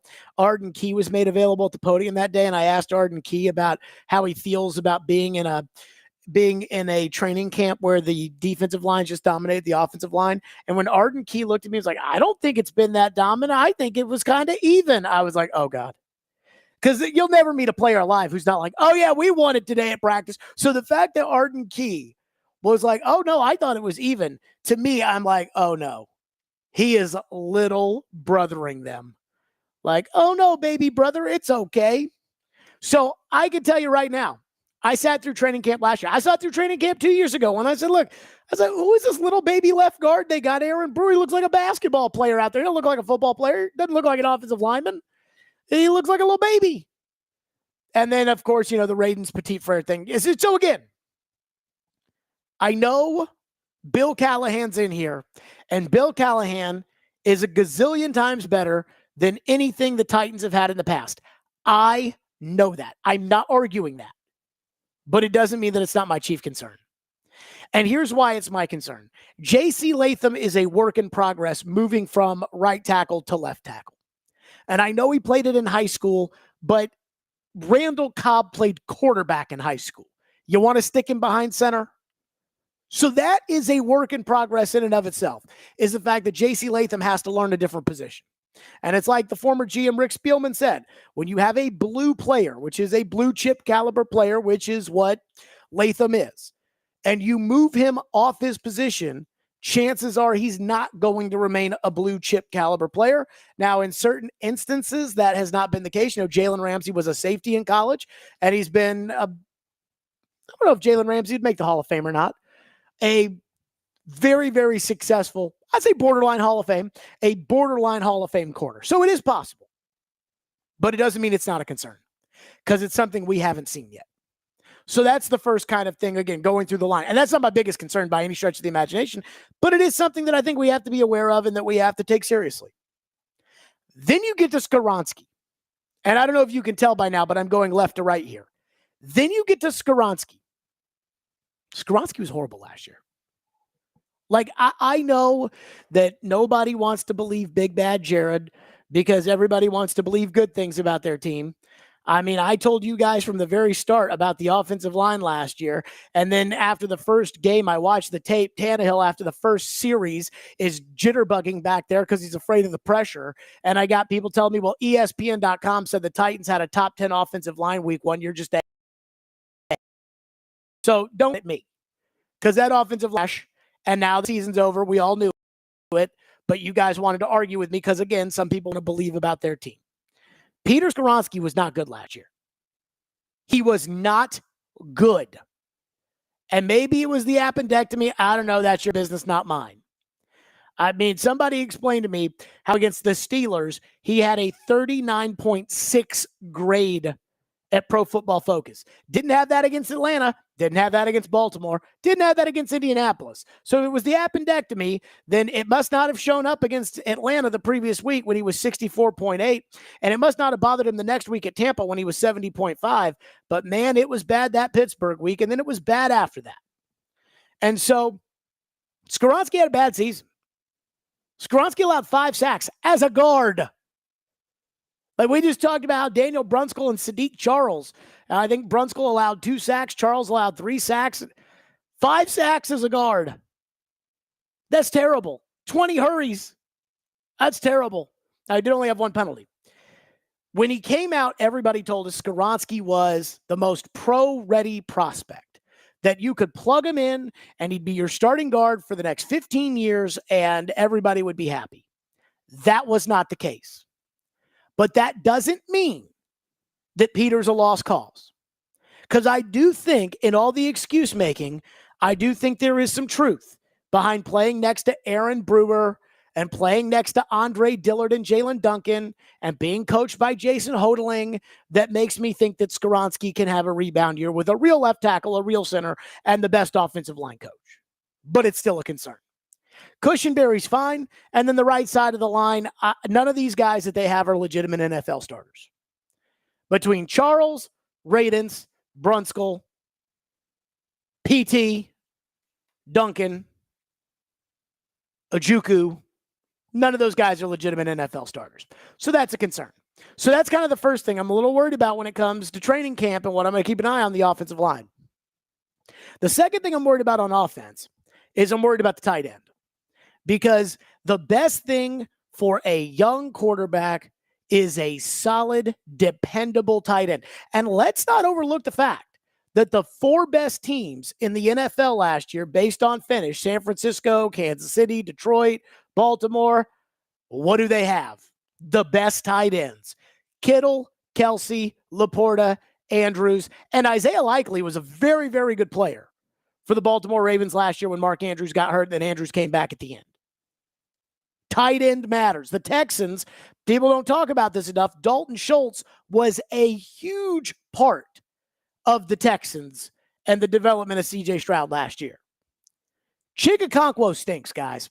Now, maybe he'll have a bounce-back season because last year there was a lot of excitement, a lot of optimism. I had the excitement, the optimism when it came to Chig. I told Gentry Estes at training camp, I said, I'm buying this. So Chig could catch every pass and look like Jerry Rice at training camp, and I'm still not going to buy it until I see it in the games. But it's a big concern. It's a big concern because last year he was not good. Last year, according to Pro Football Focus, Chigga dropped the football 10% of the time it was thrown to him, which is just so inexcusable, at least as far as I'm concerned. I mean, the drops last year were just terrible. So I guess it's a long-winded way of me saying that tight end's a concern simply because, again, Chig averages dropping the ball 9.5% of the time, and he is supposed to be the number 1 tight end. Now, Josh Wiley is getting into the mix, but Wiley has 9 career receptions, so I'm not going to get too excited about that. If the backup quarterbacks have to play, the Titans are screwed. I know Mason Rudolph won some games last year for the Steelers, but think about this. Mason Rudolph had been there for like 6 years. In those 6 years, he had been the backup, lost the backup job. Remember, he got benched for Duck Hodges when Ben Roethlisberger got hurt in 19. Then they drafted over him, Kenny Pickett, signed Mitch Trubisky over him, made him the 3rd stringer behind both those guys. And then when it was obvious that they were going to have to go in a different direction at quarterback, or at least not put all their eggs in Kenny Pickett's basket, they decided not to bring back Mason Rudolph. So he stinks, and Malik Willis absolutely stinks. So those are the concerns on offense. The offensive line, specifically the right side, the left guard, the tight end, and the backup quarterback, which is not as bad as it was last year when, before they signed DeAndre Hopkins, Treylon Burks was the number 1 wide receiver and Andre Dillard was the number 1 left tackle. That's the offense. Coming up next, Let's switch sides of the ball. The defense for the Tennessee Titans, that is coming up. There is one big name that everybody keeps talking about. One huge name. We'll get to that next. This is the 2024 Tennessee Titans training camp preview show on 102.5, 106.3 The Game. The conversation continues on Stillman and Company next on 102.5 and 106.3 The Game. This Vizio 50-inch 4K Smart TV for only $249 this week at Electronic Express. 3 bands, 1 stadium. Def Leppard, Journey, Summer 2024. Saturday, July 20th, Nissan Stadium. Def Leppard, Journey,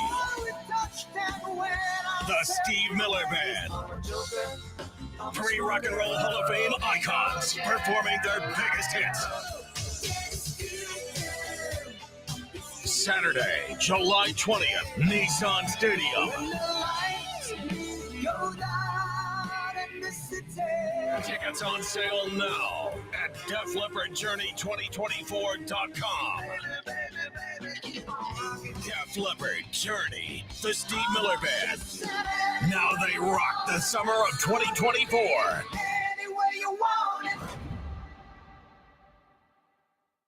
Every 40 seconds, a child is reported missing. Find the Children is a nonprofit organization dedicated to helping find missing kids. You can be a part of their mission by donating your unwanted car. Call 1-800-294-0222.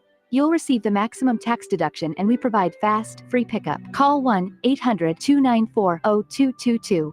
Donate your unwanted or unused car. Call 1-800-294-0222. This advertisement was paid for in partnership with Cars R Us and Find the Children. From the Busy Bee Plumbing, Heating, and Air Conditioning Game Nashville Studios, WPRT FM Pegram, WBUZ HD2 Laverne, your racing station. Ross Chastain, he started on the pole, and he will be first to finish tonight. Chase Elliott scores the win. We are 102.5 and 106.3. William Byron has won the Daytona 500. The Game. A Cromwell Media Station. Discussing what matters in the world of sports. The biggest question marks, the biggest risks you took this offseason. And what you're passionate about. Their way is better than everybody else's. This is Stillman and Company with Jared Stillman. And I'm not going to stop talking about this because that's how important I think this is. On 102.5 and 106.3 The Game and the Game Nashville app. Stillman and Company, 102.5, 106.3 The Game, here live from the Busy Bee Plumbing, Heating, and Air Conditioning Game Nashville studio. It's the 2024 Tennessee Titans training camp preview show with the Tennessee Titans set to open up training camp on July 23rd at St. Thomas Sports Park. In fact, the schedule for training camp, they'll have some open schedules, they'll have some or open practices and media practices, but the first practice is scheduled for Wednesday, July 24th, 9:15 a.m. So we'll be excited about that. We've already taken a look at the offensive side of the ball. Now it's time to turn our attention to the defensive side of the ball, and that is led by new defensive coordinator Denard Wilson. Now, coming in to the coaching search, I was unsure of who Denard Wilson even was.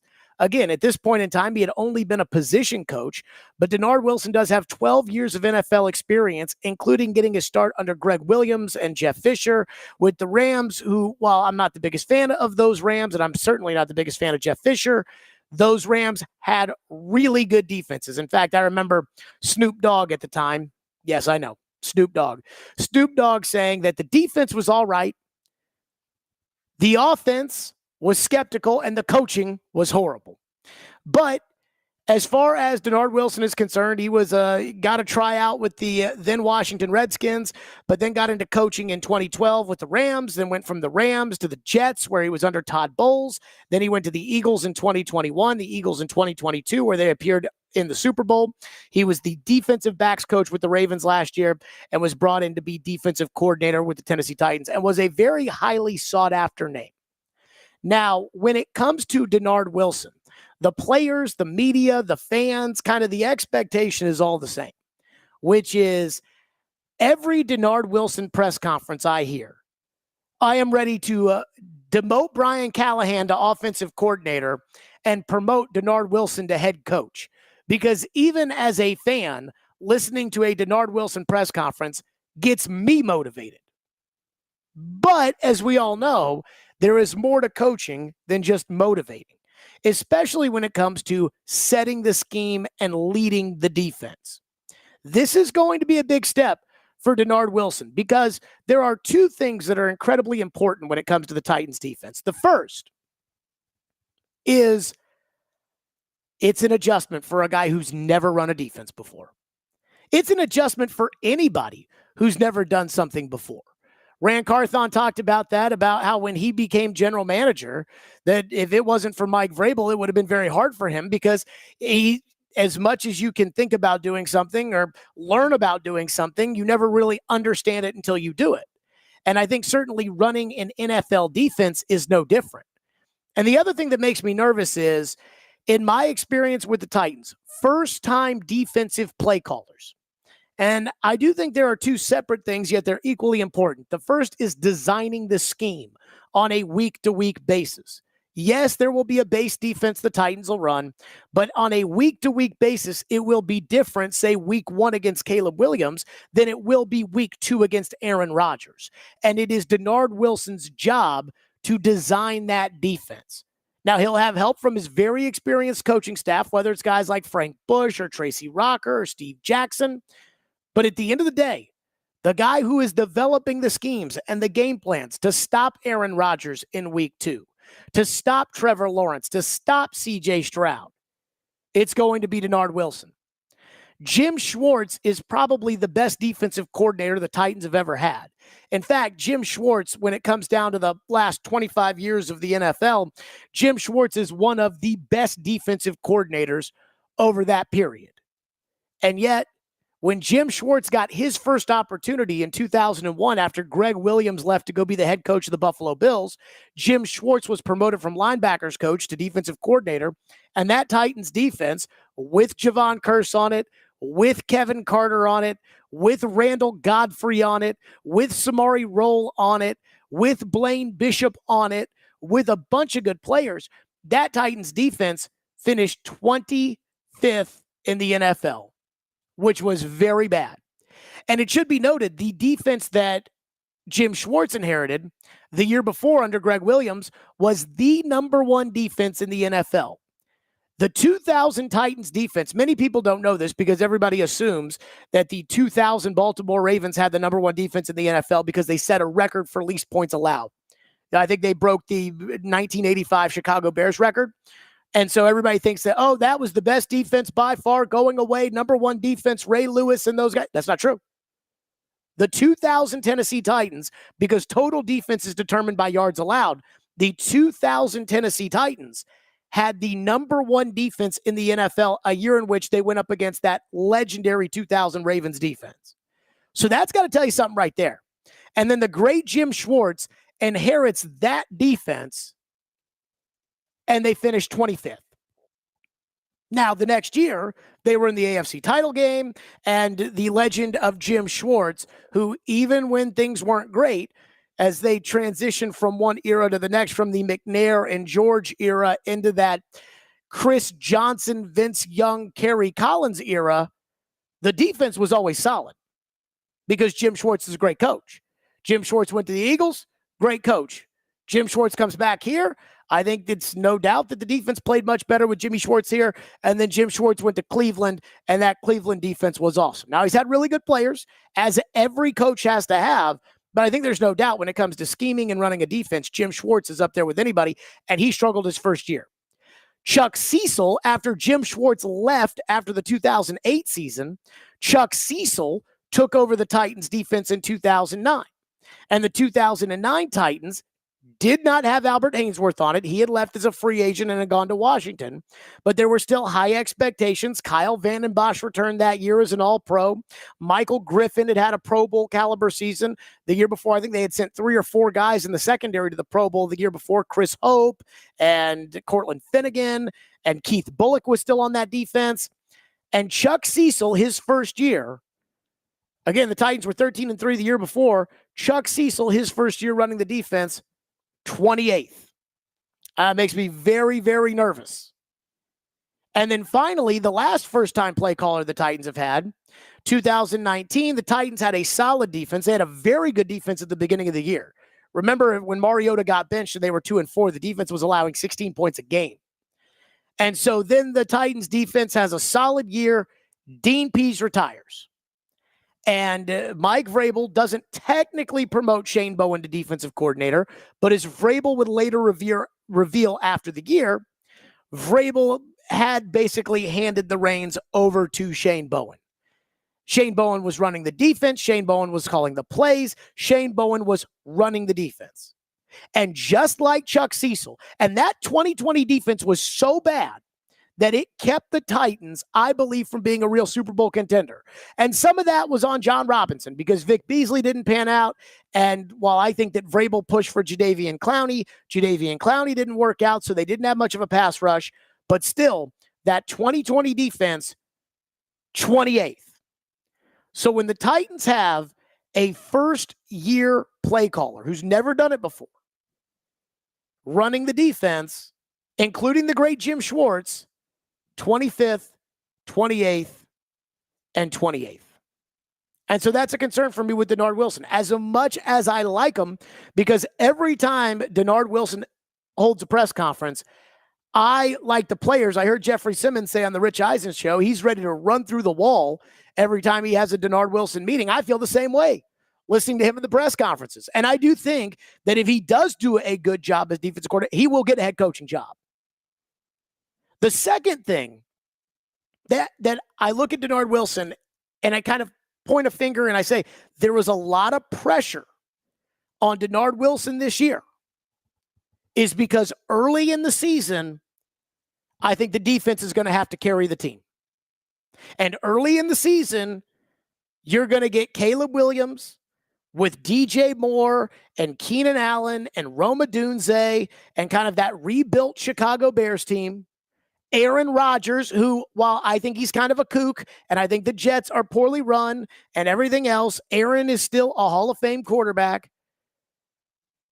Green Bay with Jordan Love, who they really came alive at the end of last year, and Miami on Monday Night Football. I don't think much of their quarterback, but I do think a lot of Jalen Waddle. I do think a lot of Tyreek Hill. I do think a lot of Mike McDaniel. I do think a lot of the way Raheem Mostert runs the football. Like, I do think a lot about what the Miami Dolphins have to offer. Devon A-Chain last year just is one of the fastest players in the NFL. And because of the adjustment with new players on the offensive line, new receivers in the passing game, a young quarterback, a new play caller, a new head coach, with all of that adjustment period, I've always said, it takes months, usually about 6 to 8 weeks before you really see a change in offensive coordinator or change in quarterback come to fruition. If the Titans are going to tread water at the beginning of the season, I think it's going to have to be on the defensive side of the ball, which means that for a first-year play caller like Denard Wilson, a first-year defensive coordinator, running the schemes himself, designing the schemes and everything else, it means that he's going to be handling kind of the brunt of what the football team needs to be successful so that they can set the offense and the quarterback up for success in the long run over the course of the season. Coming up next, we went over the defensive coach. What about the defensive players and the change? We'll get to that next. This is the 2024 Tennessee Titans training camp preview show on Company 102.5, 106.3 The Game.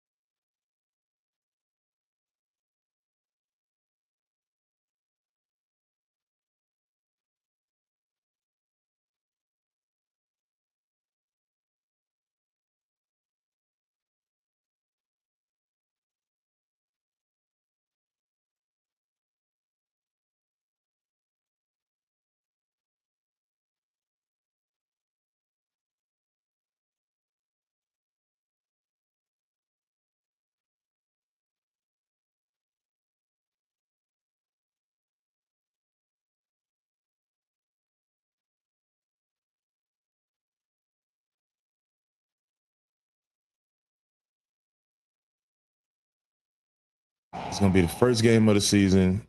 They got us coming to Chicago.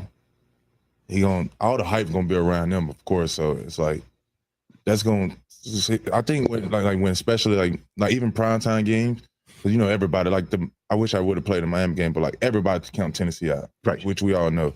And a game like Chicago, and I'm sure they thinking we about to get beat out the bad. So that also make me even talk more smack and boost me up a little more, make me get in a different mode as well. So I'll be in a different mode that game.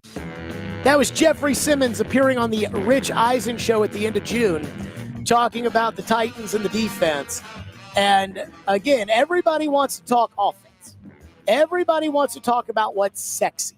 Everybody always wants to talk about, hey, let's talk quarterback. Can Will Levis be the guy? And the receivers the Titans have gone out and added, and they've done this and they've done that. And everybody likes to talk about offense. Bill Callahan, everybody loves to talk about that. The draft pick, J.C. Latham, that was an offensive guy. If the Titans are going to have a successful season, the defense is going to be the most important part, because the defense is going to be what carries the Titans at least through about the first 6 or 7 weeks of the season. The offense is not going to come out and score a bunch of points right away at the beginning of the season, because new offenses with young quarterbacks don't normally do that. I mean, even looking at the Houston Texans last year, and the Houston Texans on defense, with D'Amico Ryans last year, that was a big part of what they were trying to build, was kind of that defense first mentality with a young quarterback. And they got lucky that the young quarterback was a star, but the Texans started 0-2, scored 9 points in their first game, 20 points in their second game.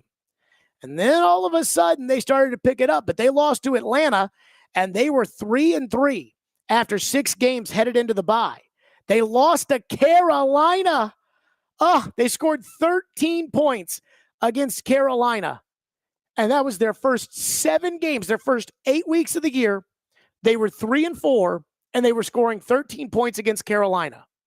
And that's the Texans with the quarterback they had in the season he had and the year he had. The defense. The defense has to tread water for the Titans early on. Everybody knows the big names on the Titans defense. Everybody knows about Jeffrey Simmons, which is where the Titans defense starts. But the defensive line is a big question. And I've always been a guy who believes in the pass rush over the secondary. I think you can have an average secondary and be very successful in the NFL. I do not think you can have an average pass rush and be very successful in the NFL. And what I worry about is I worry that the Titans are going to have an average pass rush with an above average secondary. The defensive line is led by Jeffrey Simmons. Now, Jeffrey Simmons is an all-pro caliber player. He is an unbelievable talent and a great combination of size and speed and explosion and pass rush and tackling and run stuffing and all of those things. But Jeffrey Simmons has never been a double-digit sack guy in the NFL. And in order to be that Hall of Fame caliber player, unless you want to be a nose tackle, which he's not, you got to eventually be a 10-sack guy, especially on this year's team. What I worry about is in 2020, and this defense, there's no chance this defense will be as bad as the 2020 defense. But in 2020, the Titans lost a couple of guys as far as defense was concerned. Logan Ryan had left, but the pass rush with Harold Landry and Jeffrey Simmons had showed some promise. But the Titans had moved off an older, aging Jarrell Casey, and they decided that they were going to go spend some money, and they did with Vic Beasley, who was a no-show, and Jadeveon Clowney, who wasn't really that good, got hurt, and was also kind of lazy. And so at that point, the Titans were really just trying to throw whoever they could at the quarterback, and they really didn't get a lot of pressure. I mean, it was Simmons and Landry playing almost every snap, which made them significantly worse because they were tired and they were both getting double teamed, and teams just knew, oh yeah, just don't let those guys wreck it and you're fine, because the other guys are practice squad level guys, Wyatt Ray and those kind of guys. Then the Titans spent the money on the defensive line. Danico Autry came in and averaged 9.5 sacks a season for the 3 years he was a Titan. Bud Dupree was paid a bunch of money, and while Bud Dupree was recovering from a torn ACL, at the end of the 21 season, really the meat and the end of the 21 season, Bud Dupree was an excellent addition. And that's how you get 9 sacks in a playoff game, with that kind of pressure up front. Well, because of Bud Dupree's inconsistencies and his high salary, the Titans moved on from him. That was an obvious. They added Arden Key. And in training camp, it looked like Arden Key was going to be able to finally pin down a starting job in the NFL. You know, Arden Key had bounced around. And he was a former first-round pick, and they didn't really want him with the Raiders, but then he had kind of resurrected his career a little bit with 6.5 sacks in San Francisco. And then he's in Jacksonville where he's kind of rotating in, but Trayvon Walker's the number 1 overall pick, so ultimately they're not going to re-sign him because they want to get the number 1 pick on the field. And Arden Key showed up here last year, and everybody thought after training camp, the way he whipped Andre Dillard, everybody thought Arden Key was going to be a legitimate starter who could get after the quarterback, who could make plays, and all the above. And for the most part, Arden Key didn't really do that. Arden Key in the first game had a sack and a half, and then after that, no sacks, 1 sack, no sacks, no sacks, no sacks, no sacks.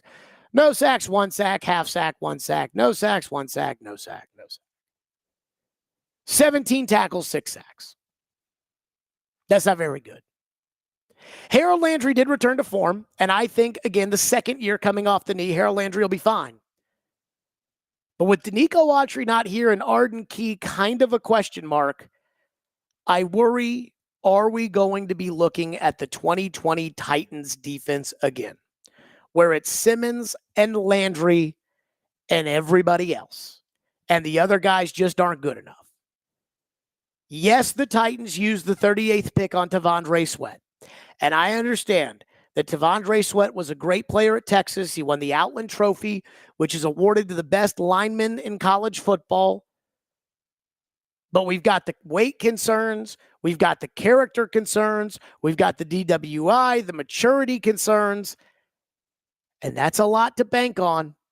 And again, I don't want to go back to 2020, but it's not like the Titans went into that saying, okay, our starting defensive line, our pass rush is going to be Jeffrey Simmons, Harold Landry, Jack Crawford, and Wyatt Ray. No, they thought they were going to get contributions from Jadeveon Clowney, where there are some character concerns. There are some effort issues that were questionable coming into this, and Vrabel vouched for it, said no, but we saw what happened. And then there was Vic Beasley. Real character concerns with Vic Beasley ended up being a problem, and it blew up in their face. And they're taking the same risk this year with Tavondre Sweat, because if it doesn't work out with Tavondre Sweat, Sebastian Joseph Day can go into that role as a nose tackle, but he is a rotational defensive lineman who's a run stuffer. I'm talking about getting after the quarterback. So that's the first thing. So the defensive line, I mean, that's a big question as to how that's going to shake out. And it's a big question as to how Tavondre Sweat is going to show up in training camp. The second part of this is the secondary. Now, safety is a concern, because Amani Hooker's there, and outside of that, Elijah Molden on paper is the second starter, but the Titans probably need an upgrade at the safety position to go next to Amani Hooker. Kevin Byard, as much as some people wanted to write him off at the end, Kevin Byard was a very solid player for a long time, and he simply just has not been replaced. But the Titans did improve at corner. Last year was a massive roll of the dice at corner. They went in, they got Sean Murphy Bunting, who was a replacement stopgap Band-Aid type solution, and he was fine. Now, he did lead the team in interceptions with 2, but he was fine. In both cases, Lamar Jackson and Trevor Lawrence just threw the football right at him anyways. Christian Fulton, last year, who was in a contract year, was a complete and total bust. Roger McCreary was good. This year, the Titans are expecting Chidobe Awuzie, who has been a solid starting corner. He's not a superstar. He's not a Pro Bowler, but he is a starting corner. They expect him to start, and he will. The other is L'Jarius Sneed. Now, the knees of L'Jarius Sneed are a concern. It's why Kansas City didn't want to invest, and it's why nobody else wanted to trade. And it's honestly why nobody else was interested in trading. Even you weren't that interested. You only offered a third-round pick in the next year's draft. But if he is able to be on the field this year, L'Jarius Sneed is one of the top 3 corners in the NFL, in my opinion, along with Patrick Surtain and Sauce Gardner. So in training camp, that'll be something to keep an eye on.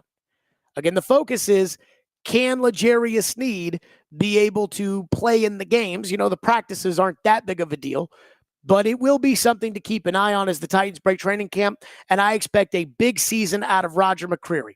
The inside linebacker position, Kenneth Murray will be out there, and while the Titans drafted Cedric Gray in the 4th round, and a lot of people thought Gray's going to be the starter, give him the green dot, it seems like entering training camp, Jack Gibbons, who is a solid former undrafted free agent, albeit a little too slow for me, Jack Gibbons is going to be a guy who starts out kind of on that side with the green dot, running the defense, going to have to play a lot of the snaps to replace Azeez Al-Shaair.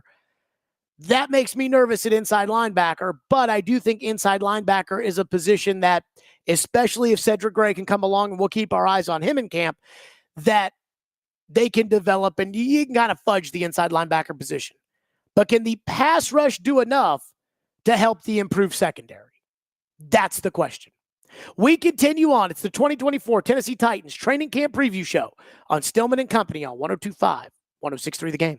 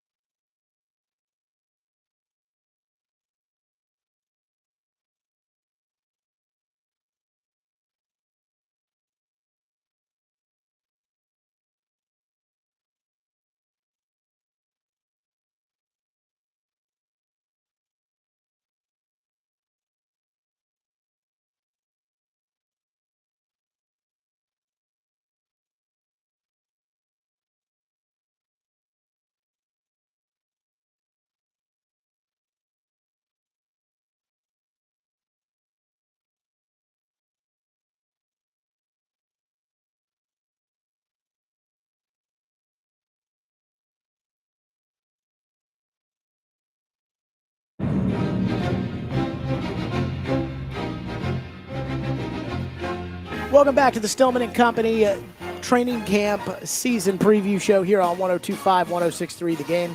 The Tennessee Titans did make an addition to the roster, a very big addition, on July 11th by adding two-time All-Pro safety Jamal Adams. And there was a lot of positivity in Titanland when they added Jamal Adams, so much so that people had to say, well, hold on, he's not the same Jamal Adams. He's not this, he's not that, he's not whatever it may be. And I have been very uncertain about Elijah Molden as a starting safety for the Titans. So you must think the signing of Jamal Adams is welcome news. Jared, this has to be great. They've signed Jamal Adams. Except that Jamal Adams is exactly what's wrong with the Titans. The signing of Jamal Adams, again, it's exactly what's wrong with the Titans. Jamal Adams is a TV player. I'm not convinced Jamal Adams was ever that good. Like, I'm just going to be completely frank with you. I am not convinced that Jamal Adams was ever that good of a player. When he was coming out, there was talk. Remember, he went 6th in the draft that the Titans took Corey Davis 5th. And there was talk about the Titans, who opposite Byard could have used safety help. And there was talk about the Titans maybe being a team that was going to go get Jamal Adams, that they were going to draft him with the 5th pick. And the old man, Floyd Reese, doing the show at the time, said, I'm not taking a safety who's got 1 interception in college with a top pick. That's a box safety. That's a glorified inside linebacker. That's not. Jamal Adams in the NFL in 7 seasons has 4 interceptions. 4. I don't care about sack numbers from a safety because, yeah, you can blitz him. But, like, again, do we ever look at these teams that win the Super Bowl and say, good thing they got that blitzing safety? Or do we look at teams and their pass rushers and say, boy, I tell you, Aaron Donald's really good. So I'm not going to get too caught up in whether or not Jamal Adams had 9.5 sacks in 2020, again, in his first year in Seattle. He did. By the way, that was 2020. That was 4 years ago. Hasn't had a sack since. This is a terrible signing. This guy, he never plays. Last year for Seattle, he played in 9 games. The year before that, he played in 1 game. So he never plays. His stats are not very good. Again, doesn't intercept the ball, doesn't force fumbles, and since 2020, doesn't sack the quarterback. And his PFF numbers are horrendous. I pulled it up. I said, okay, let's see what Pro Football Focus says. And let me throw out the disclaimer there. When it comes to Pro Football Focus, it's the same disclaimer we always throw out. But let me throw out the Pro Football Focus disclaimer that Pro Football Focus is not the end-all, be-all of whether or not somebody is good. Pro Football Focus does say that Aaron Brewer's good, and we know that Aaron Brewer's not. So I understand that. But Jamal Adams' overall grade last year, and he only played in 9 games, but his overall grade was 54.9. That's like what Andre Dillard's grade was as a tackle last year. Jamal Adams is a box safety. Again, nobody will argue what kind of safety Jamal Adams is.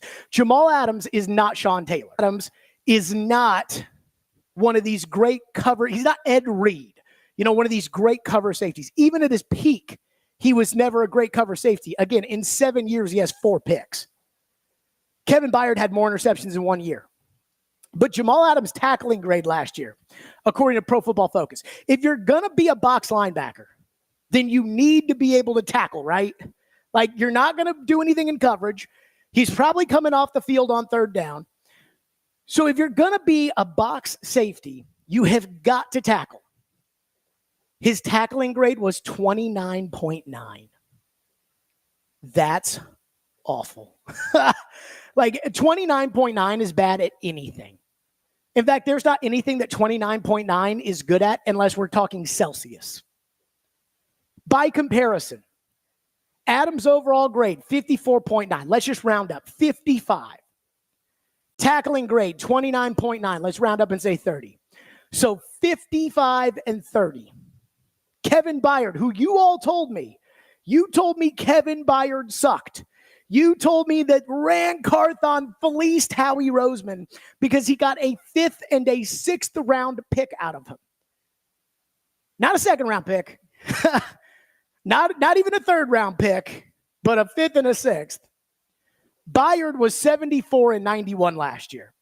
So Adams was 55-30. Byard was 74-91. It's not close. Then the other free agent safeties the Titans were reportedly considering before they signed Jamal Adams. Marcus May, overall of 57.6. So that's roughly close to Adams' 55. But his tackling grade was a 51.3, which is significantly better than the 30 that Jamal Adams had. And Justin Simmons of the Broncos, who we've talked about ad nauseum as a potential addition for the Titans, Justin Simmons, 67.9, so 70 to Jamal Adams' 55. And his tackling grade was 72.1 to Jamal Adams' 30. So the Titans got, in my opinion, and this is what makes this offseason so Titans.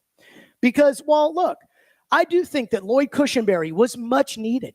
I do think that Chidobe Awuzie is a perfect fit for what they're looking for. You know, hey, he's a starting corner. You're paying him starting corner money, and he's going to come in and he's going to play like a starting corner. We're not going to have that Christian Fulton just forgetting to cover his guy. Guy runs right by him, scores touchdowns this season, because Awuzie is not going to let that happen.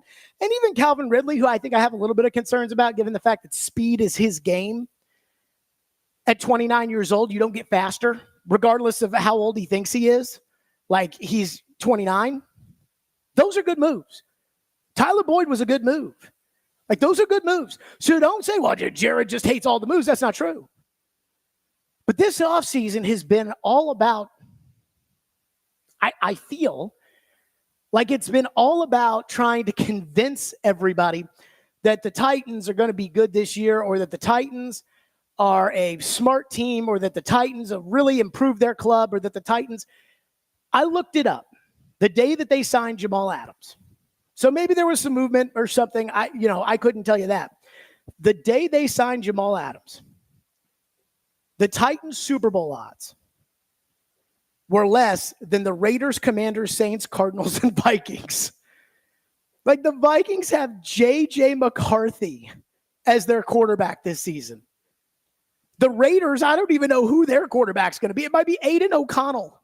And they have better Super Bowl odds playing in a division with Patrick Mahomes. And then Titan fans get mad at me. And they say, Jared hates these moves.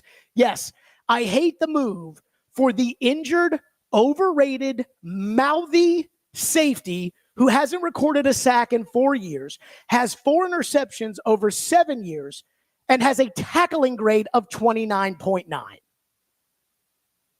This is not a Jared Stillman bias. This is reality.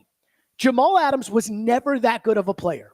Jamal Adams made 3 Pro Bowls in large part because he played in New York. We talk about this all the time. What if Derrick Henry played in New York? What if this one played in New York? What if that one? Jamal Adams benefited from playing in New York. He was a star in like 2018 on those Adam Gase Jet teams that were horrendous, that were picking second in the draft. He was a star, and so his profile got elevated. But he himself is not actually good. He's a box safety. You get a box safety in the 6th round. You talk about trading your Byard picks. That's where you get them. And so the Titans ignored the safety position pretty much the entire offseason. Said after the draft, we need to do something at safety. Marcus May was a guy everybody circled. He then signed with the Dolphins. Justin Simmons is still out there. The general manager could not get rid of Kevin Byard fast enough. And their answer is Jamal Adams, a guy that, again, Floyd said 7 years ago, don't draft him. And that was before the injuries. That was before the 7 injuries in 7 years. So add that to the list. Add that to the list. Again, the list of Snead's knees, Tavondre Sweat's weight, moving J.C. Latham to left tackle, Jamal Adams, Kenneth Murray, whether or not he's any good.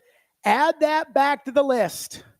Like the list of all the guys that the Titans are taking risks on. The Titans, the same guys, the same GM, and Chad Brinker was assistant GM, and now he's president.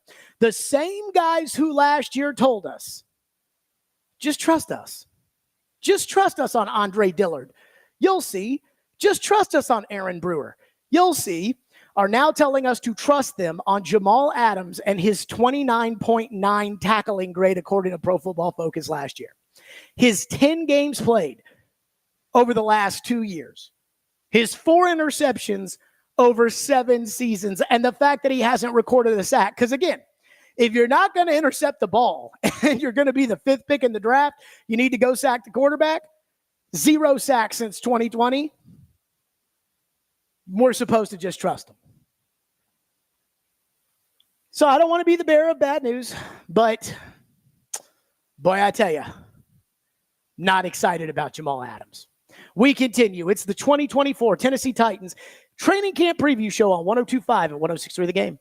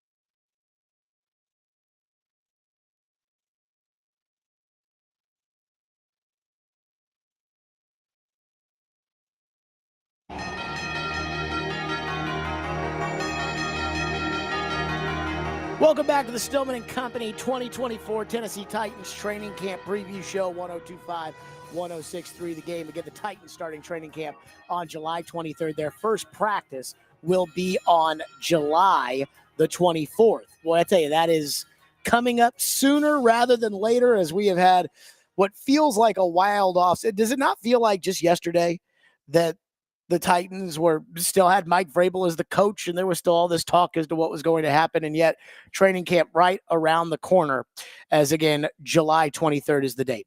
Okay, let's take a look at what I think is going to end up being the 53-man roster that the Titans will end up having this upcoming season. Now, again, the 53-man roster is an incredibly fluid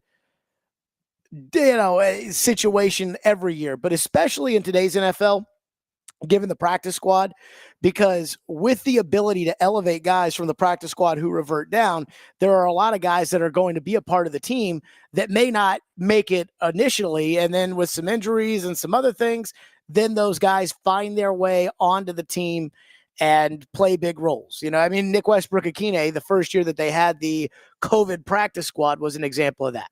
So let's start with what I think are kind of all the locks on the roster going into training camp. At quarterback, I think there are 3 locks on the roster: Levis, Rudolph, and Malik Willis. Now, obviously, Levis and Rudolph, those are locks. That's your starter. That's your backup. Malik Willis, I have as a lock. A lot of people think that the Titans should cut Malik Willis because Malik Willis isn't very good, and because, you could get this or you could get that. Here's the thing about Malik Willis. Because Malik Willis was a third-round draft choice, Malik Willis's third and fourth years in the NFL are fully guaranteed.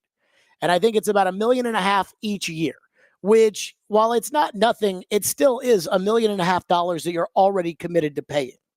Now, I think we can all agree that if the Titans end up having to roll with Malik Willis as a starting quarterback, they're screwed. But Malik Willis gives them 2 things. Number one, Malik does give them the third option as far as the third quarterback rule is concerned, which means that if somebody gets hurt and then Mason Rudolph comes in and Mason Rudolph gets hurt, then you can put Malik in the game without him having to be active on game day. The only thing Malik has to do in order to qualify for that is be on the active roster. And so you're not going to cut him because you already are paying him the money no matter what. So he's basically a free player in that regard.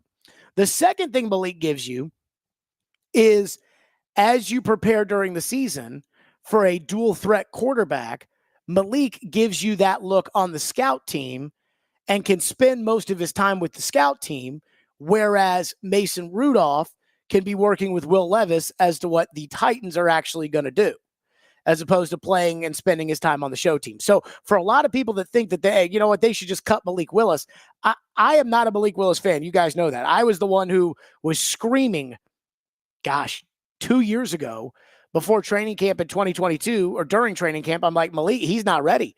I'm like, they need to go get a backup quarterback. They need to go bring in Nate Sudfeld. They need to go bring in Nick Mullins. They need to go bring in somebody who can play quarterback if they have an injury to Tannehill, because Malik's not ready. And Jared, you're a hater and you're And then we saw that Sunday night football game at Kansas City. So that's just something to keep in mind. So quarterbacks, Levis, Rudolph, Willis. Running backs, again, these are locks: Pollard and Spears. That does not mean that there are only going to be 2 running backs on the Titans. What it means is, as of right now, there are 2 guys that are for sure making the team. Wide receiver, Ridley, Hopkins, Burks, Boyd, and Nick Westbrook-Akine. I think we can all agree Ridley, Hopkins, and Boyd are going to make the team. If you listen to what the Titans are saying, Treylon Burks is not only going to make the team, but Treylon Burks is going to have a big role on offense this year, which I don't buy. But again, as is the case with Malik, the money is guaranteed to Treylon Burks. So there's no point in getting rid of him unless you make a trade. And I don't know how many teams would trade anything of value for Treylon Burks, given the fact that he caught 16 passes last year and is injury prone. So I don't think it hurts to have him as a backup receiver. They're not going to cut him. They're not going to say, okay, well, we're going to carry Kearis Jackson on this roster over Treylon Burks. That's not going to happen. Nick Westbrook-Akine, I think, is a lock because he makes almost no money. He's got chemistry with the quarterback. He'll play any role on the team that they ask him to play, and he's a solid NFL caliber player. And that's why he keeps surviving offensive coordinator changes, GM changes, coaching changes, is because he is consistent and solid. And I think this coaching staff will value that out of NWI as well. And we'll see NWI play a lot of special teams, which is where he got his start in the NFL. And I feel pretty safe about that. So those are the locks at receiver. That's 5. I could probably see them carrying 6 or 7 on the active roster. Tight end, Chiga Okonkwo, Josh Wiley, and Nick Vannett are your locks to make the roster. Maybe they carry 4 tight ends, but 3 they're going to have. Those are the 3. The other guys who are competing for the spots, the Thomas Odukoyas of the world, like, again, maybe they can make it as the 50th man on the roster, but it's more likely than not those guys will be on the practice squad. And then if there's an injury or if there's a need, they can just elevate a guy up. Offensive line. Again, these are locks. J.C. Latham, Peter Skoronski, Lloyd Cushenberry, Nicholas Petit-Frere, a.k.a. PT, and Jaron Christian are the locks on the offensive line. Now, we'll get to the almost locks in a little bit because there are a lot of linemen on there that, again, I think will probably make the team, but I'm not convinced that, for instance, Daniel Brunskill and his salary that's not guaranteed is for sure going to make the team. But Latham will play left tackle. Skoronski will play left guard. Cushenberry will be the center. Petit-Frere, again, just like Willis and Burks, fully guaranteed money. And Jaron Christian, they just signed. He'll be on the team. Defensive line locks. 3, Jeffrey Simmons, Tavondre Sweat, and Sebastian Joseph Day. Outside linebacker. 3, Harold Landry, Arden Key, and Rashad Weaver.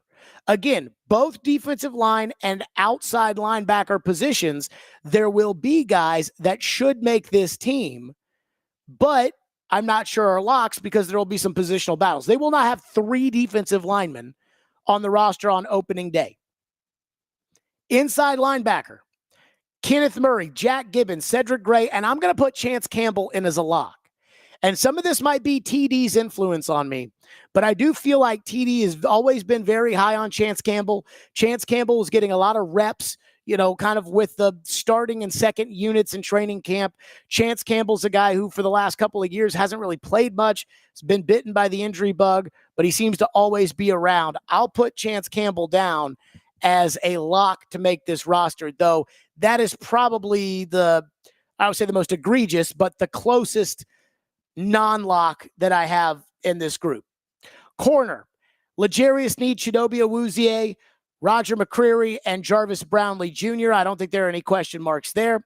Safety, Hooker and Elijah Molden. Again, I don't think there's any surprises. Again, these are roster locks.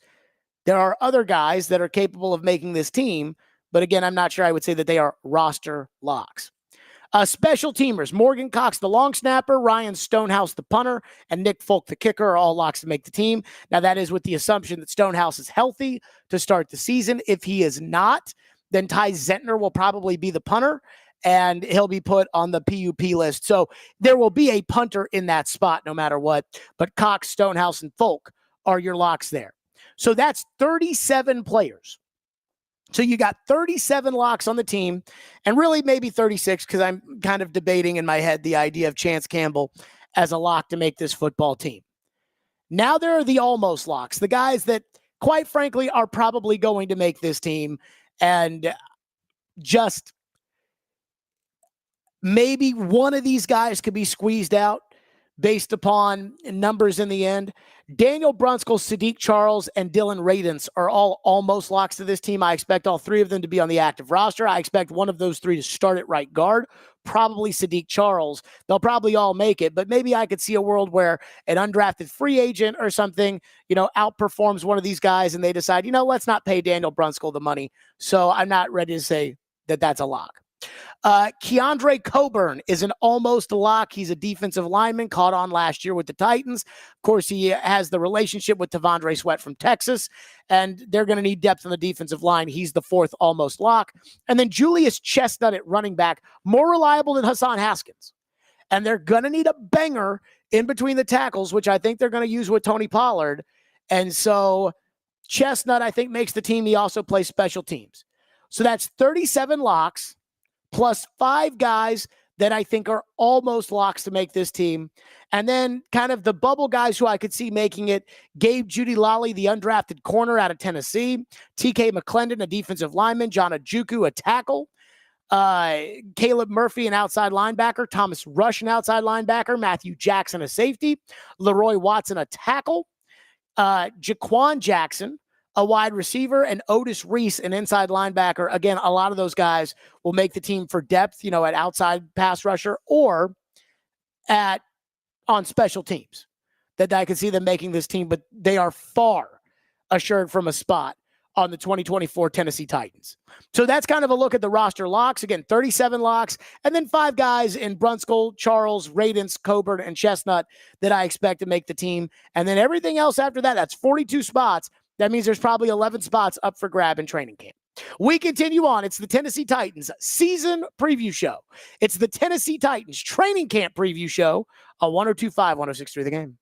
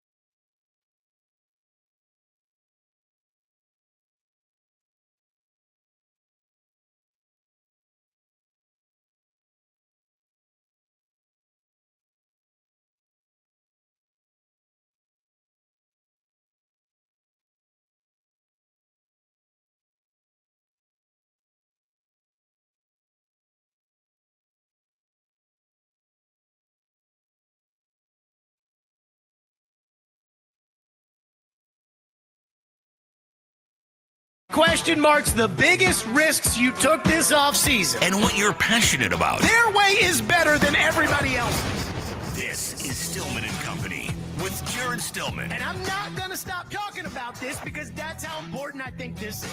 On 102.5 and 106.3 The Game and the Game Nashville app.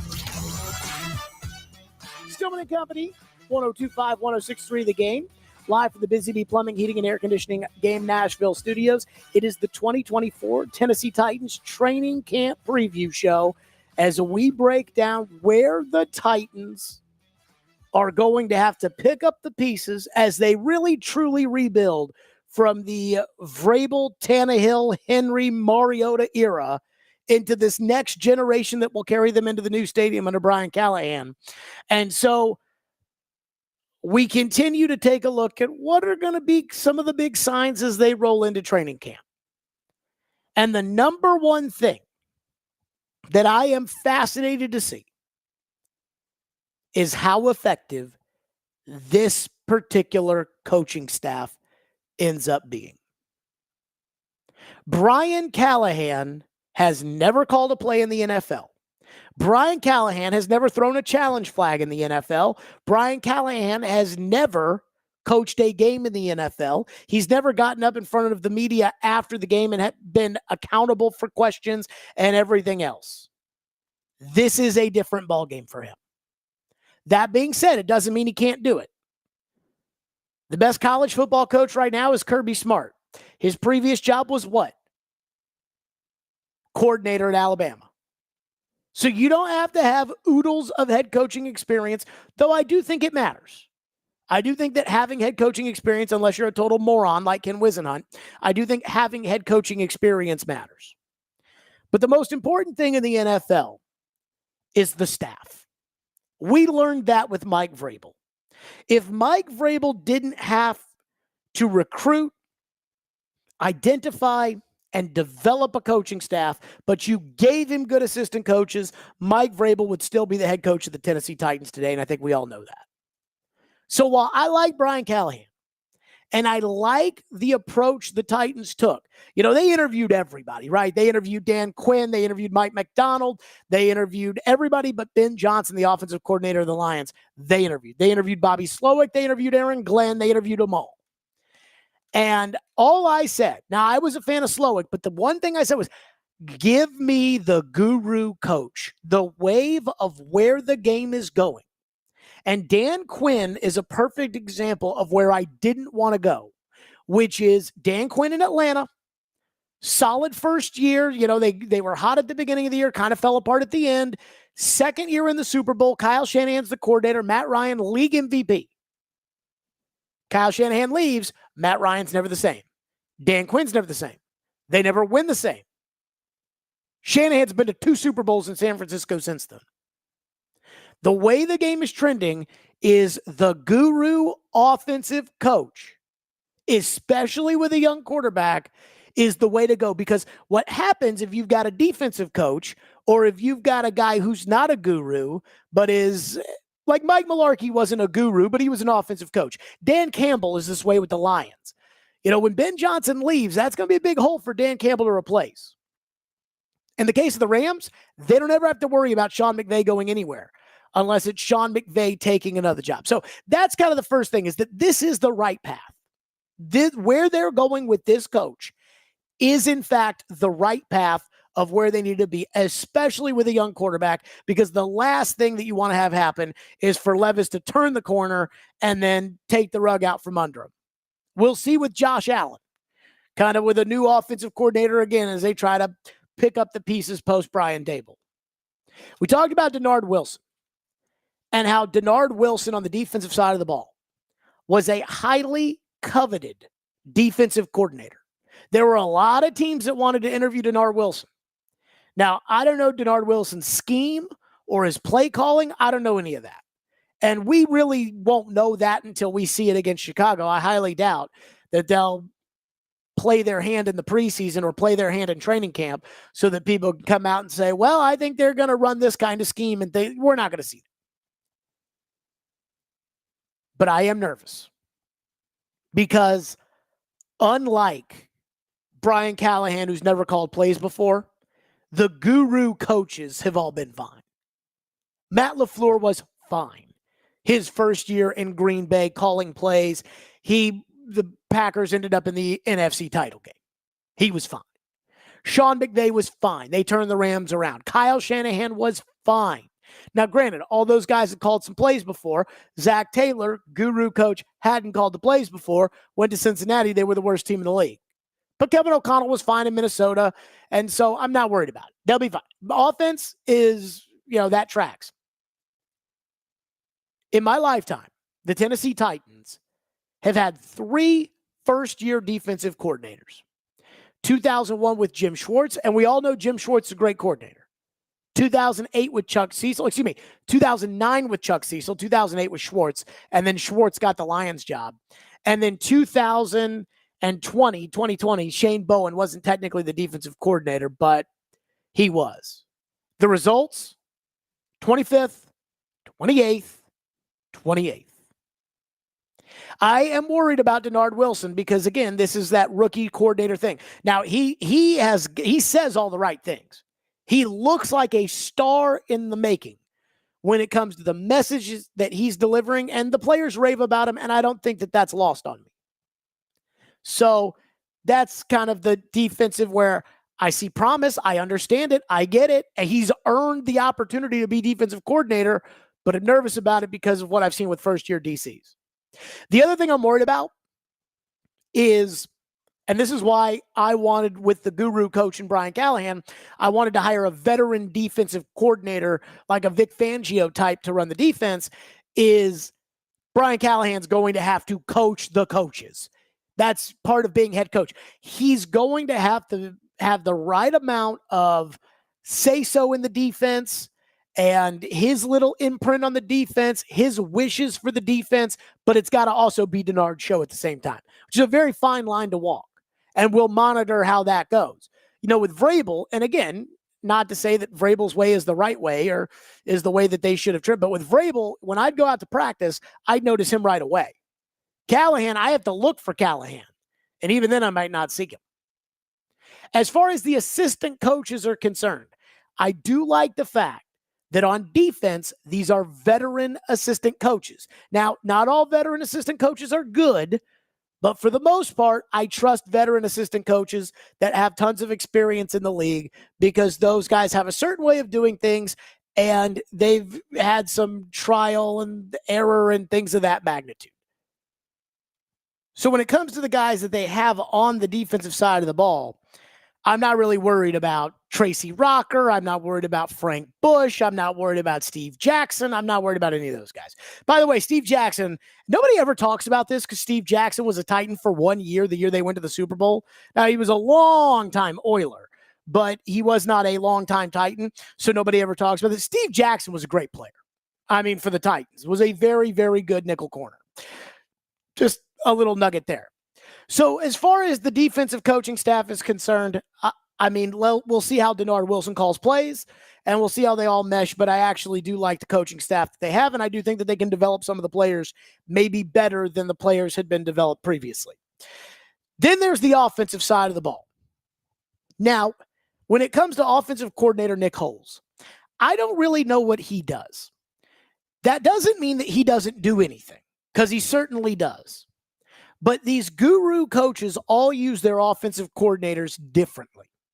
And Nick Foles has a very, very positive outlook. This will be something that I do keep an eye on at training camp because there are 3 quarterback coaches.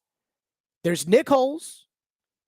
There's Bo Hardigree, who is the actual quarterbacks coach. And then there is Brian Callahan. And so those 3 are all the quarterbacks coaches. 3 guys. But they all do different things. In fact, I was reading a story about what went wrong between Sean McVay and Jared Goff when the Rams ended up breaking up. And they said, well, the first couple of years there was more of a buffer that was being played by either Matt LaFleur or Zach Taylor. And then when those guys left and they didn't replace them, it was like, well, I guess we're going to put him in here and we're just going to have McVay and Goff, work together, and there was a lot of headbutting. So I think that might be the job of Nick Foles, but we'll keep an eye on him to see what he actually does. The offensive line coach is, in my opinion, the third most important coach on any staff. The most important coach is the head coach. The second most important coach is whatever side of the ball the head coach is not affluent in. With a young head coach and a young coordinator on the defensive side who's never called, I guess I wouldn't say he's young, but he's young in terms of what he has not done in the NFL. There is a lot of experience on this coaching staff, which does give me optimism. But how they all intertwine, and not only that, but also how they develop players will be something to keep an eye on at training camp. Because development is something in the pros that we don't talk enough about. We always think about, oh, this guy's drafted and he's a good player and sometimes it's about getting drafted to the right organization with the right coaches, with the right development. And again, these are veteran guys. So we'll see how they bring them along. Coming up next on the Training Camp Preview Show, what about the AFC South? Has the AFC South become one of the most competitive divisions in football? Do the Titans stand a chance in the AFC South? And where have those teams gotten better? We'll get to that coming up next. This is the 2024 Stillman and Company Tennessee Titans Training Camp Preview Show on 102.5, 106.3 The Game. All right, let's talk about my friends at Hiller Plumbing, Heating, Cooling, and Electrical. I'm telling you, I've been using Hiller for years, and I absolutely love them. Ever since I moved into my first home, which was, 6 years ago, I have been a customer with Hiller Plumbing, Heating, Cooling, and Electrical. And this year, Hiller is celebrating their 34th year in business this month. They're bringing the celebration to you with their birthday bash. So from now until July 31st, enjoy free smart thermostats with select new HVAC systems, free water tests, $300 off new tankless water heaters, and if you buy 10, you'll get 2 free landscape lights. So celebrate Hiller's birthday bash all month long with, again, my friends at Hiller Plumbing, Heating, Cooling, and Electrical. Again, they take great care of my home. They can do the exact same for you. That's Hiller Plumbing, Heating, Cooling, and Electrical. Again, proud supporters, the Preds, the Vols, and Vandy. Hiller, celebrating 34 years in business. That's Hiller. Call the Happy Face Truck today.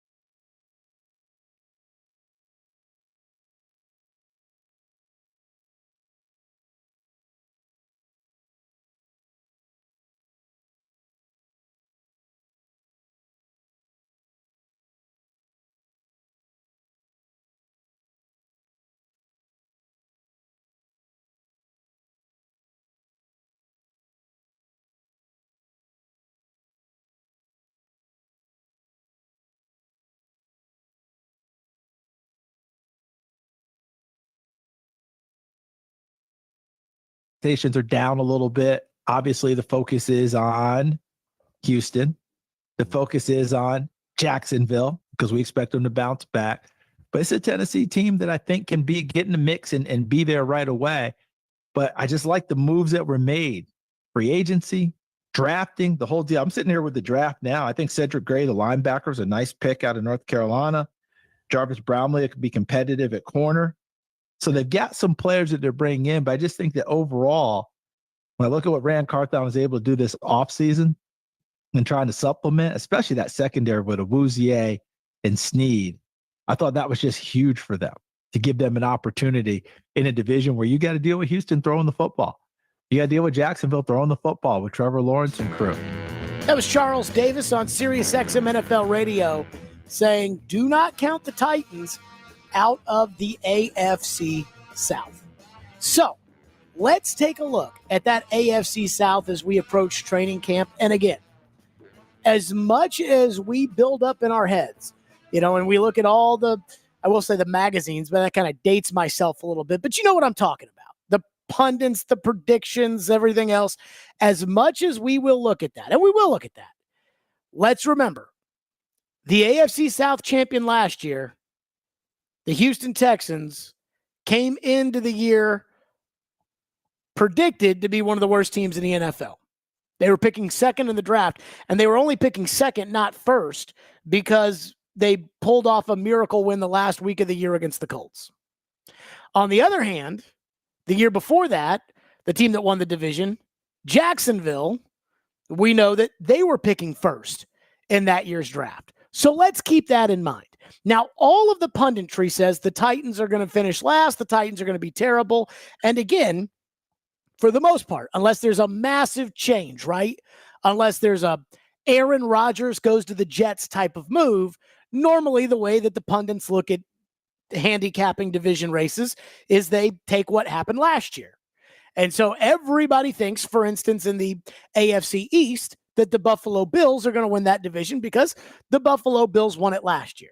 Now, I think the Buffalo Bills are going to win it this year too. But again, that's just what to expect from the punditry. So let's start at the top with the Houston Texans.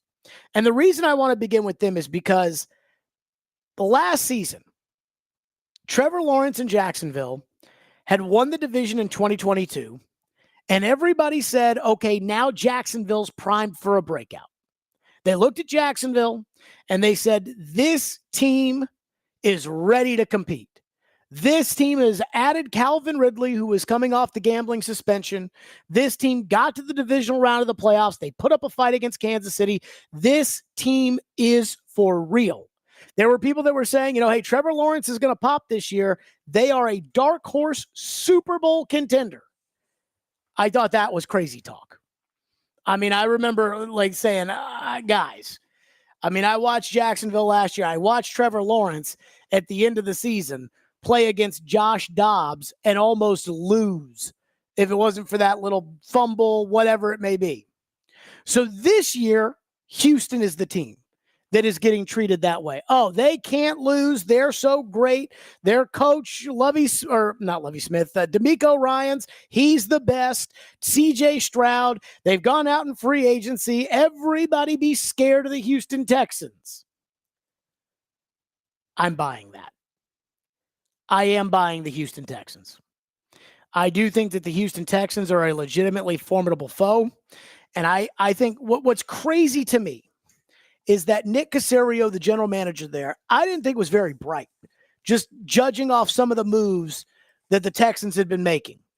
And I figured over a couple of years, I'm like, man, these guys, they're stupid. And I thought that he might have been the leader of all that stupidity. Come to find out, it was the owner and the team chaplain that they prayed together. And so the owner put the team chaplain in charge. And when the team chaplain was in charge, the team chaplain was the one that was ruining everything, not Nick Caserio. So Nick Caserio really did an excellent job last year at putting together a solid team around CJ Stroud.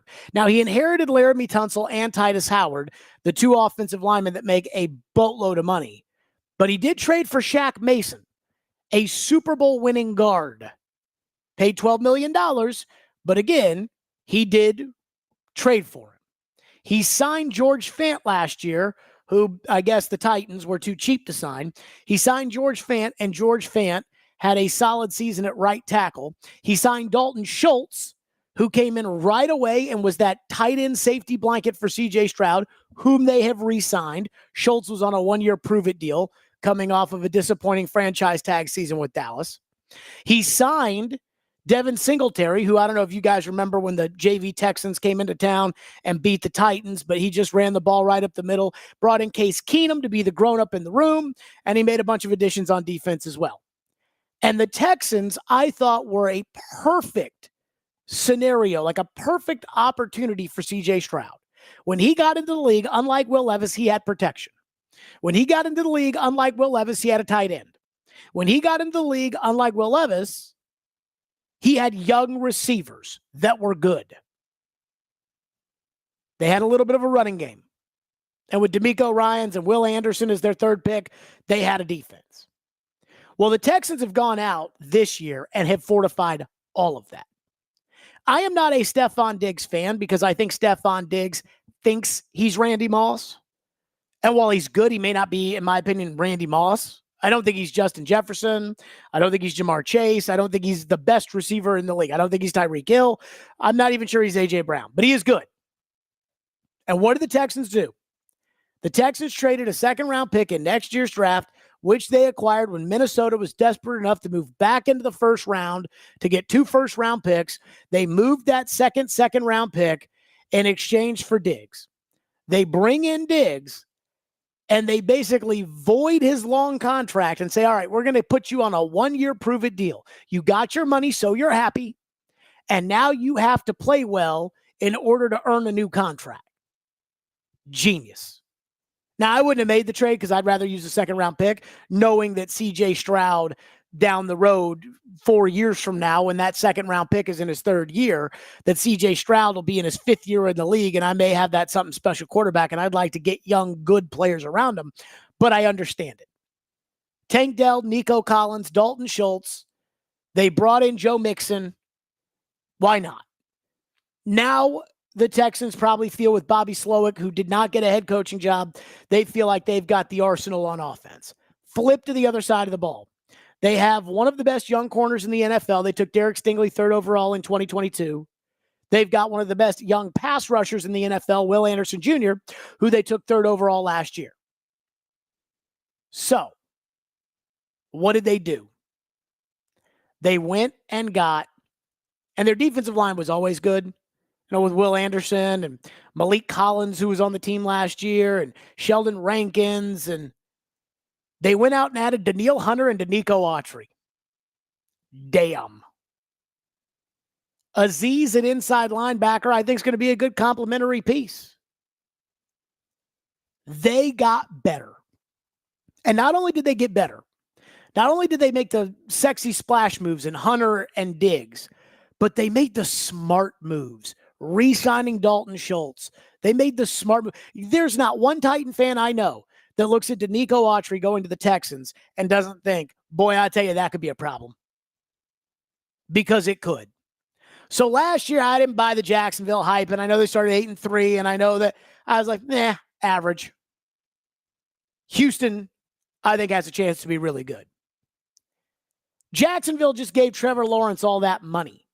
Now, they've lost Calvin Ridley, and I think a lot of that was, hey, we got $19 million for Calvin Ridley, but we can't go to $23 million. And I think Calvin Ridley was disappointed that they wanted to wait to sign him because they didn't want to give up a second-round pick as opposed to the third-round pick that they gave up. If they re-signed him, they would owe Atlanta a second-round pick, and I think that pissed off Ridley. But I do think Christian Kirk is the most reliable receiver they have. He'll be healthy this year. That is a difference. Brian Thomas Jr., Lawrence has talent. Now, I'm not sold that Lawrence is the guy, but Brian Thomas Jr. as a deep threat, I think, is a good replacement for Ridley in the long term. And in the short term, they're going to replace him with Gabe Davis, who they got from Buffalo, who is also a take the top off the defense kind of guy. What I'm worried about, though, with Jacksonville is I think they missed on Trayvon Walker, the number 1 overall pick in 2022. And I think that's going to hurt them because he hasn't really developed into a solid, good pass rusher. I also think that they've missed on the offensive line. They let Jawan Taylor go in free agency. Walker Little is a starting tackle for them. Cam Robinson. Now, they do have the Anton Harrison kid who should be better as a right tackle, but I am not sold on the Jacksonville offensive line, and I'm not sold on Trevor Lawrence staying healthy. So now there's all the pressure. They've totally revamped the defensive coaching staff. Doug Peterson is kind of on the hot seat. That's what happens. You raise the expectations, then you get close, fail to meet them, and then all of a sudden everybody's mad at you. But again, this kind of ties into, can Trevor Lawrence be the guy? And I'm just not sure he can be, that he's a franchise ace. Then there's Indy. Gardner Minshew won all those games last year, and they didn't bring him back because they're committed to Anthony Richardson. Well, Anthony Richardson is hurt. And once again, he was hurt during the offseason program. That will be something to keep an eye on as training camp approaches. Joe Flacco's the backup there. Indy's kind of the same team, taking two huge risks in the draft in Leatu Latu in the first round and A.D. Mitchell, very talented wide receiver, in the second round. But Shane Steichen calls plays that gets Anthony Richardson hurt, and I'm not convinced he's going to change that. You're listening to the 2024 Tennessee Titans season preview show on Stillman & Company, 102.5, 106.3 The Game.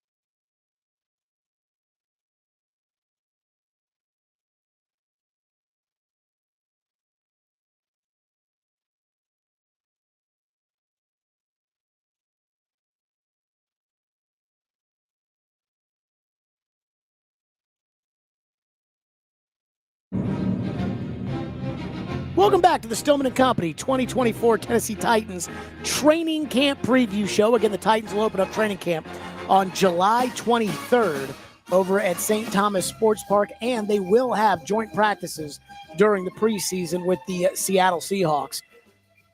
I, for one, would hope that they would actually play their players in the preseason games. They start off on August 10th at home against San Francisco. Then on August 17th, they play Seattle at home, and then they travel to New Orleans on Sunday, August 25th.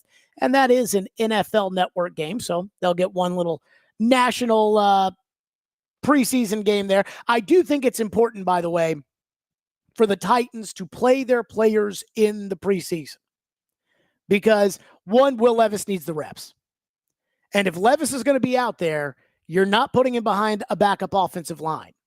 And if Levis is going to be out there, what's the point of him getting the reps, throwing the ball to the Scarbini wide receivers, put DeAndre Hopkins and Tyler Boyd and Calvin Ridley out there for that? The running backs, you can hand the ball off to Julius Chestnut, but everything else, and the guys like Chig and Josh Wiley, they have no excuse not to play in the preseason. But taking a look at the Titans' schedule, the Titans start off, and they will be underdogs in almost every game they play for about the first month and a half of the season. Then after the first month and a half of the season rolls off, then that's when all of a sudden we start to adapt to, okay, this is who's good this year. This is who's actually not good. This is, you know what I'm talking about. So their first game, Sunday, September 8th, will be on the road at Chicago. It should be noted, as far as training camp previews are concerned, that the Chicago Bears will be featured on Hard Knocks this year on HBO. I'm not much of a Hard Knocks guy, but I do think the fact that the Titans are playing them in the first game does mean something. It's definitely something that I'm going to keep an eye on. We'll see how that goes. But the thing about the Bears is, the Bears have a lot of hype because they won some games last year. They didn't win a ton, but they won some. They had a terrible quarterback in Justin Fields. He's gone. They've got what should be, everybody tells me, is a franchise game changer in Caleb Williams, and they've spent money in free agency. They added Keenan Allen. They drafted Rome Odunze with their other first-round pick. This is a team that people think will be dangerous. I am skeptical of the Bears. Here's why. Number one, it takes rookie quarterbacks time. Although I don't like playing a rookie quarterback in his first game where there's no film on him. It takes rookie quarterbacks time. Number two, I don't think they have a very good coach. Matt Eberflus is a defensive guy, and he comes off to me as kind of a cornball. And I don't think they have a good general manager either, trading a second-round pick for Chase Claypool. So I am not buying the Chicago hype. That doesn't mean that Chicago shouldn't be favored week one, and they are. But I'm not buying the hype around the Bears week one. Week two, it's the Jets. Now, what I worry about when it comes to the Jets is I worry about the fact they play San Francisco on Monday Night Football the week before they play the Titans, where I expect San Francisco to beat them by 35 points. San Francisco beats them by 35 points. What do we always say on the program? You never want to play somebody when they're angry, when they've gotten embarrassed, and getting embarrassed on national TV is something that could cause a problem. Now, the Jets have their own problems. Aaron Rodgers misses mandatory minicamp to go out on an reportedly ayahuasca adventure. And then the coach throws him under the bus. And then the coach comes out and says, I didn't throw him under the bus. You guys are the problem. I think their coach is a complete and total doofus. And I don't see the Jets having a good season. But I certainly think the Jets could beat you. And let's not forget, they lost Bryce Huff in free agency. They brought in Hassan Reddick, and Hassan Reddick's not happy with his contract. Week 3 is Green Bay. Green Bay last year was 3-6 at one point. Green Bay at one point last season was 7-8, and they beat the Carolina Panthers by 3 points. And that saved their season. But Green Bay did smoke Dallas in the wild card round last year, and then they had San Francisco on the ropes. Jordan Love looks like he's in line to get a new contract, if not now, very soon. And so I think Green Bay's got a solid team. I don't like their coach at all, but I think they've got a very solid team. That will be a tough game to win unless Green Bay's run at the end of last season was more about Dallas choking, and they got hot, and they're really not that good, and Jordan Love's not that good. But for right now, I'm going to say Jordan Love is probably, right now, good. Then the Titans get Miami on the road on Monday Night Football. It's one of those split doubleheaders, so it's not a true standalone game. You guys know what I think about Tua. The Dolphins are 2-8 in primetime games over the last 2 years. Tua is the champion of the noon kickoff on CBS. When Spiro Ditas and Adam Archuleta call the game, nobody is better than Tua. That being said, they're probably not going to take the Titans lightly because of what happened last year. Again, they got embarrassed on that Monday Night Football game. So let's be very, very careful about that. Then the Titans have an early bye. I actually think that's a good thing, that the Titans have an early bye, because they'll have 4 games. And again, 3-6 for Green Bay last year. Brian Callahan, it's going to take him 6 weeks. It's going to take him 10 weeks before he really feels comfortable with Levis, and Levis needs the reps. The bye week will give the Titans an opportunity to kind of recalibrate their thinking based off of what they know now. And that's a month with Callahan, day-to-day with Levis, which I think is important. Then they go to they host Indianapolis on Sunday, October 13th. Got to win that game. Then they go on the road to Buffalo and on the road to Detroit in back-to-back weeks. Those are going to be 2 really hard games. You know, if the Titans are not able to beat the Jets because Aaron Rodgers does care about football, which I'm not convinced of, if they're not able to beat Miami because Miami actually is good and Tua doesn't crap his pants in that game, if they're not able to beat Green Bay because Jordan Love is all that in a bag of chips, and they go on the road to Buffalo and Detroit, they could be in a lot of trouble. And I'll get to this in a second, that if things are looking bad midway through the year, do not hit the panic button. Then they get a reprieve by hosting at the beginning of New England at home. That should be a win. They go on the road to the Chargers. Now, the Chargers, I don't know what to make of them. Harbaugh is obviously a good football coach. He's had success everywhere he's been, whether it's Stanford, San Diego State, Michigan, or with the 49ers. But they've got a franchise quarterback and no receivers. And they drafted my tackle, which still doesn't make sense to me to this day. But the Titans are never good on the road out west, and the Chargers, they're never good against them either. Minnesota at home. I actually think that Sam Darnold, I think Sam Darnold's going to win that quarterback job. I think Sam Darnold's going to have a surprisingly good season.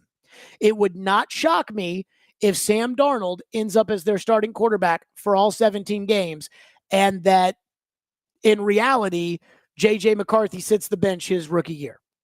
Then at Houston, again, if you want to win the division, you're going to have to win the division games. At Washington, that should be a win because they got a rookie quarterback and Dan Quinn's their coach. So, again, you should beat Washington.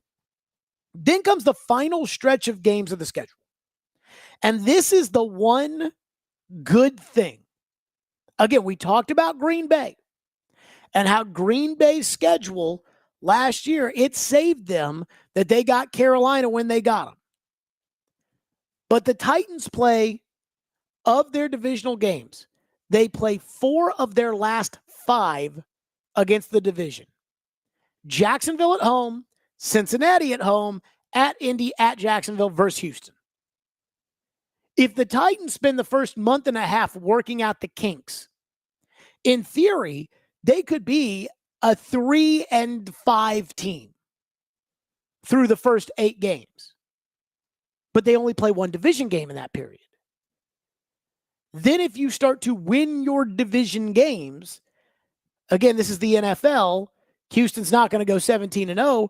The Titans could, in theory, in the last month of the year, rally the way Green Bay rallied. They could rally, and that could give you your answer on the quarterback. Jacksonville did something similar to you 2 years ago, when the only reason they won that division was because you fired John Robinson in the middle of the week, and they ended up winning that game. They would have been eliminated that week if you had beaten them.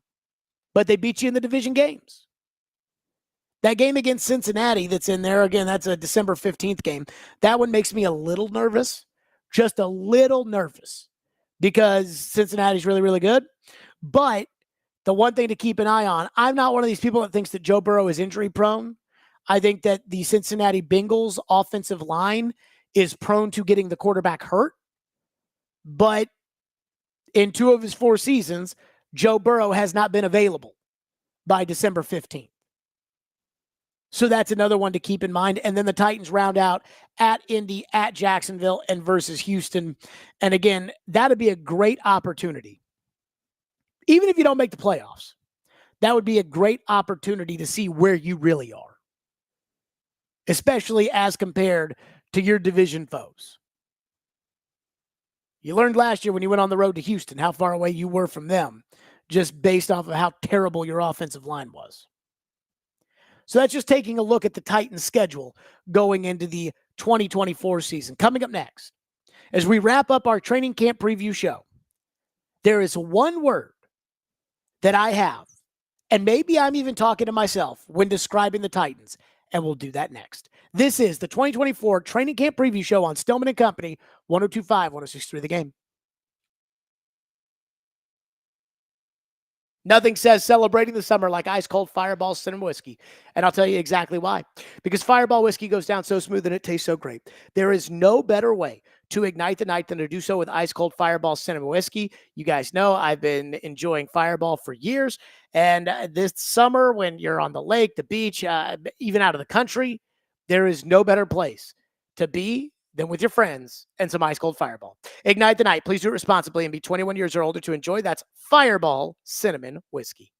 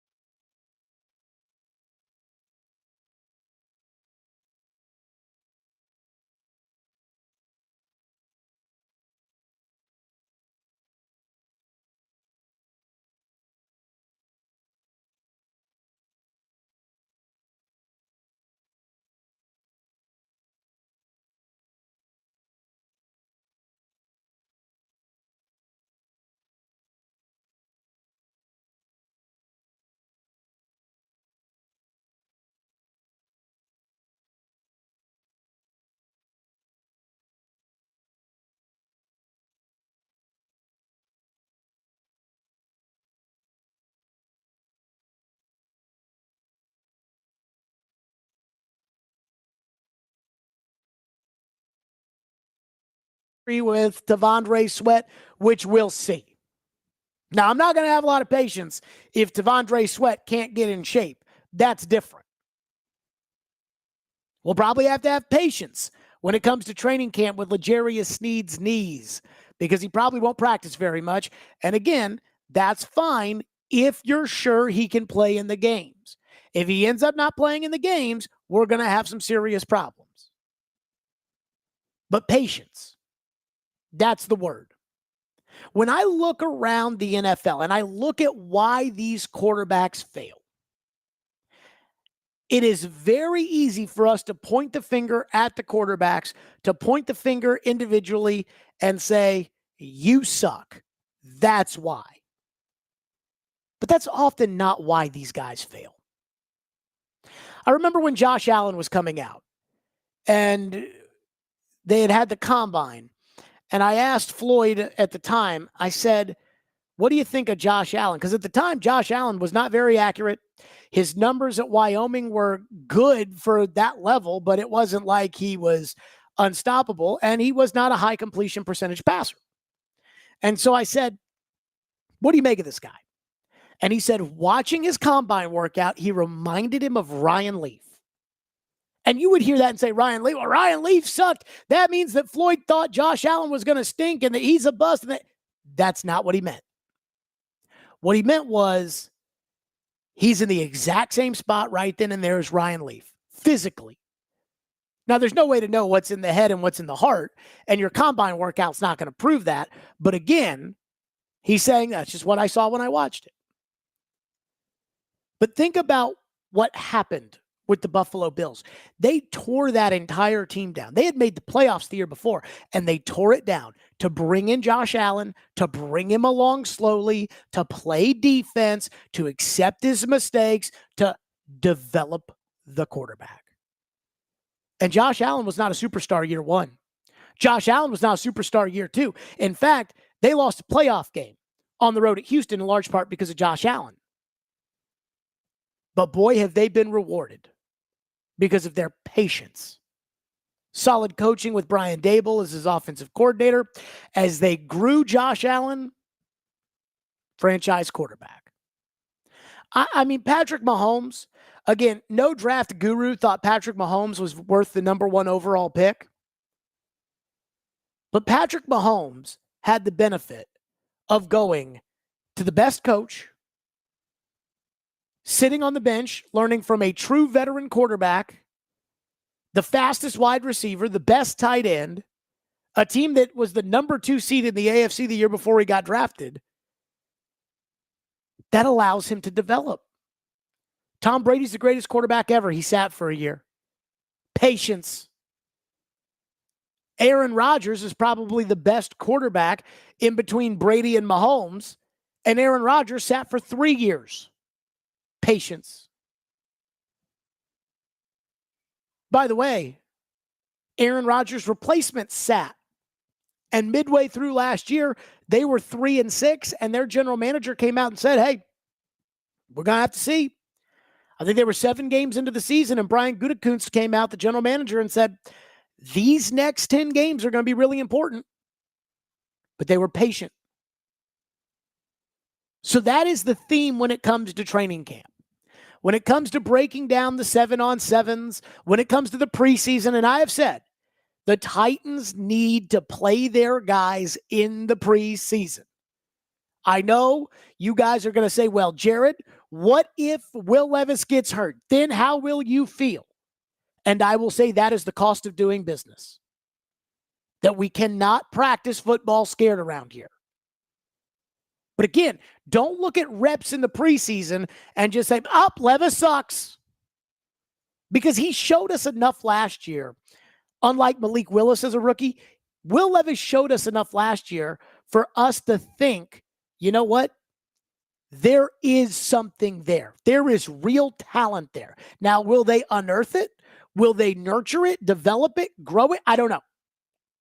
But there's something there. But you're going to have to be patient. The owner, who is not known for patience, as we saw with her firing her general manager a couple of months after giving him a contract extension, firing the coach 6 weeks after the Titans went to the wall with Diana Rossini and said, oh, he'll be back. He's our Mike Tomlin. He's our John Harbaugh, whatever it was. I mean, she's not very patient, or at least they as an ownership group are not very patient. They're going to have to be patient. They're going to have to be patient this year. Because you might be 4-8.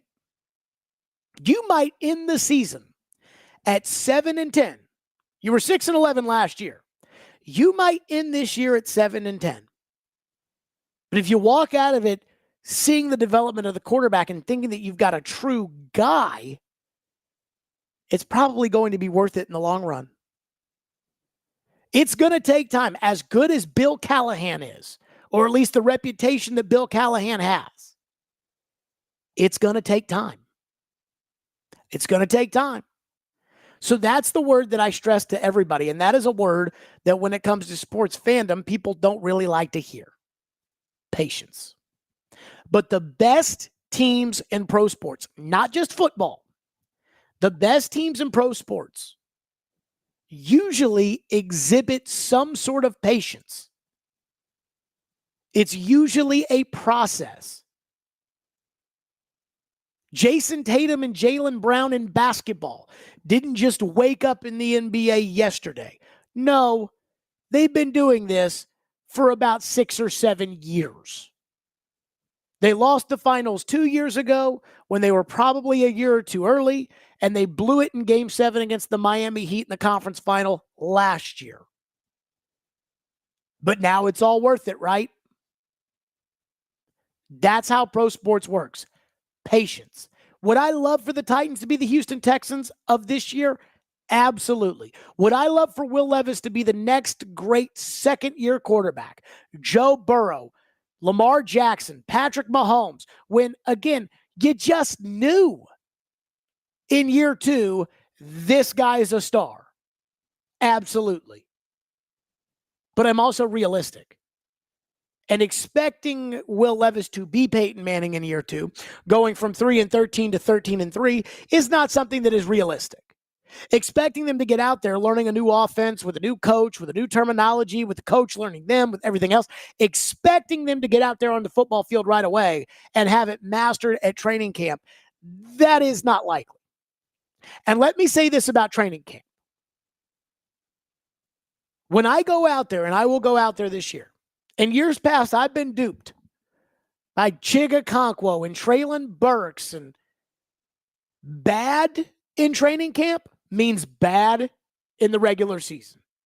The offensive line, Ryan Tannehill's interceptions a couple years ago, bad is bad. Good is, well, let's see. But I'm not going to make any assumptions about who's going to be good or who's going to become a star because of what we see in training camp, because it never works that way. And I've learned that, again, through experience. Let's be patient. This has been the 2024 Tennessee Titans Training Camp Preview Show. Stillman and Company. And, of course, we'll have all the best coverage breaking down training camp every day as we always do on 102.5 and 106.3 The Game.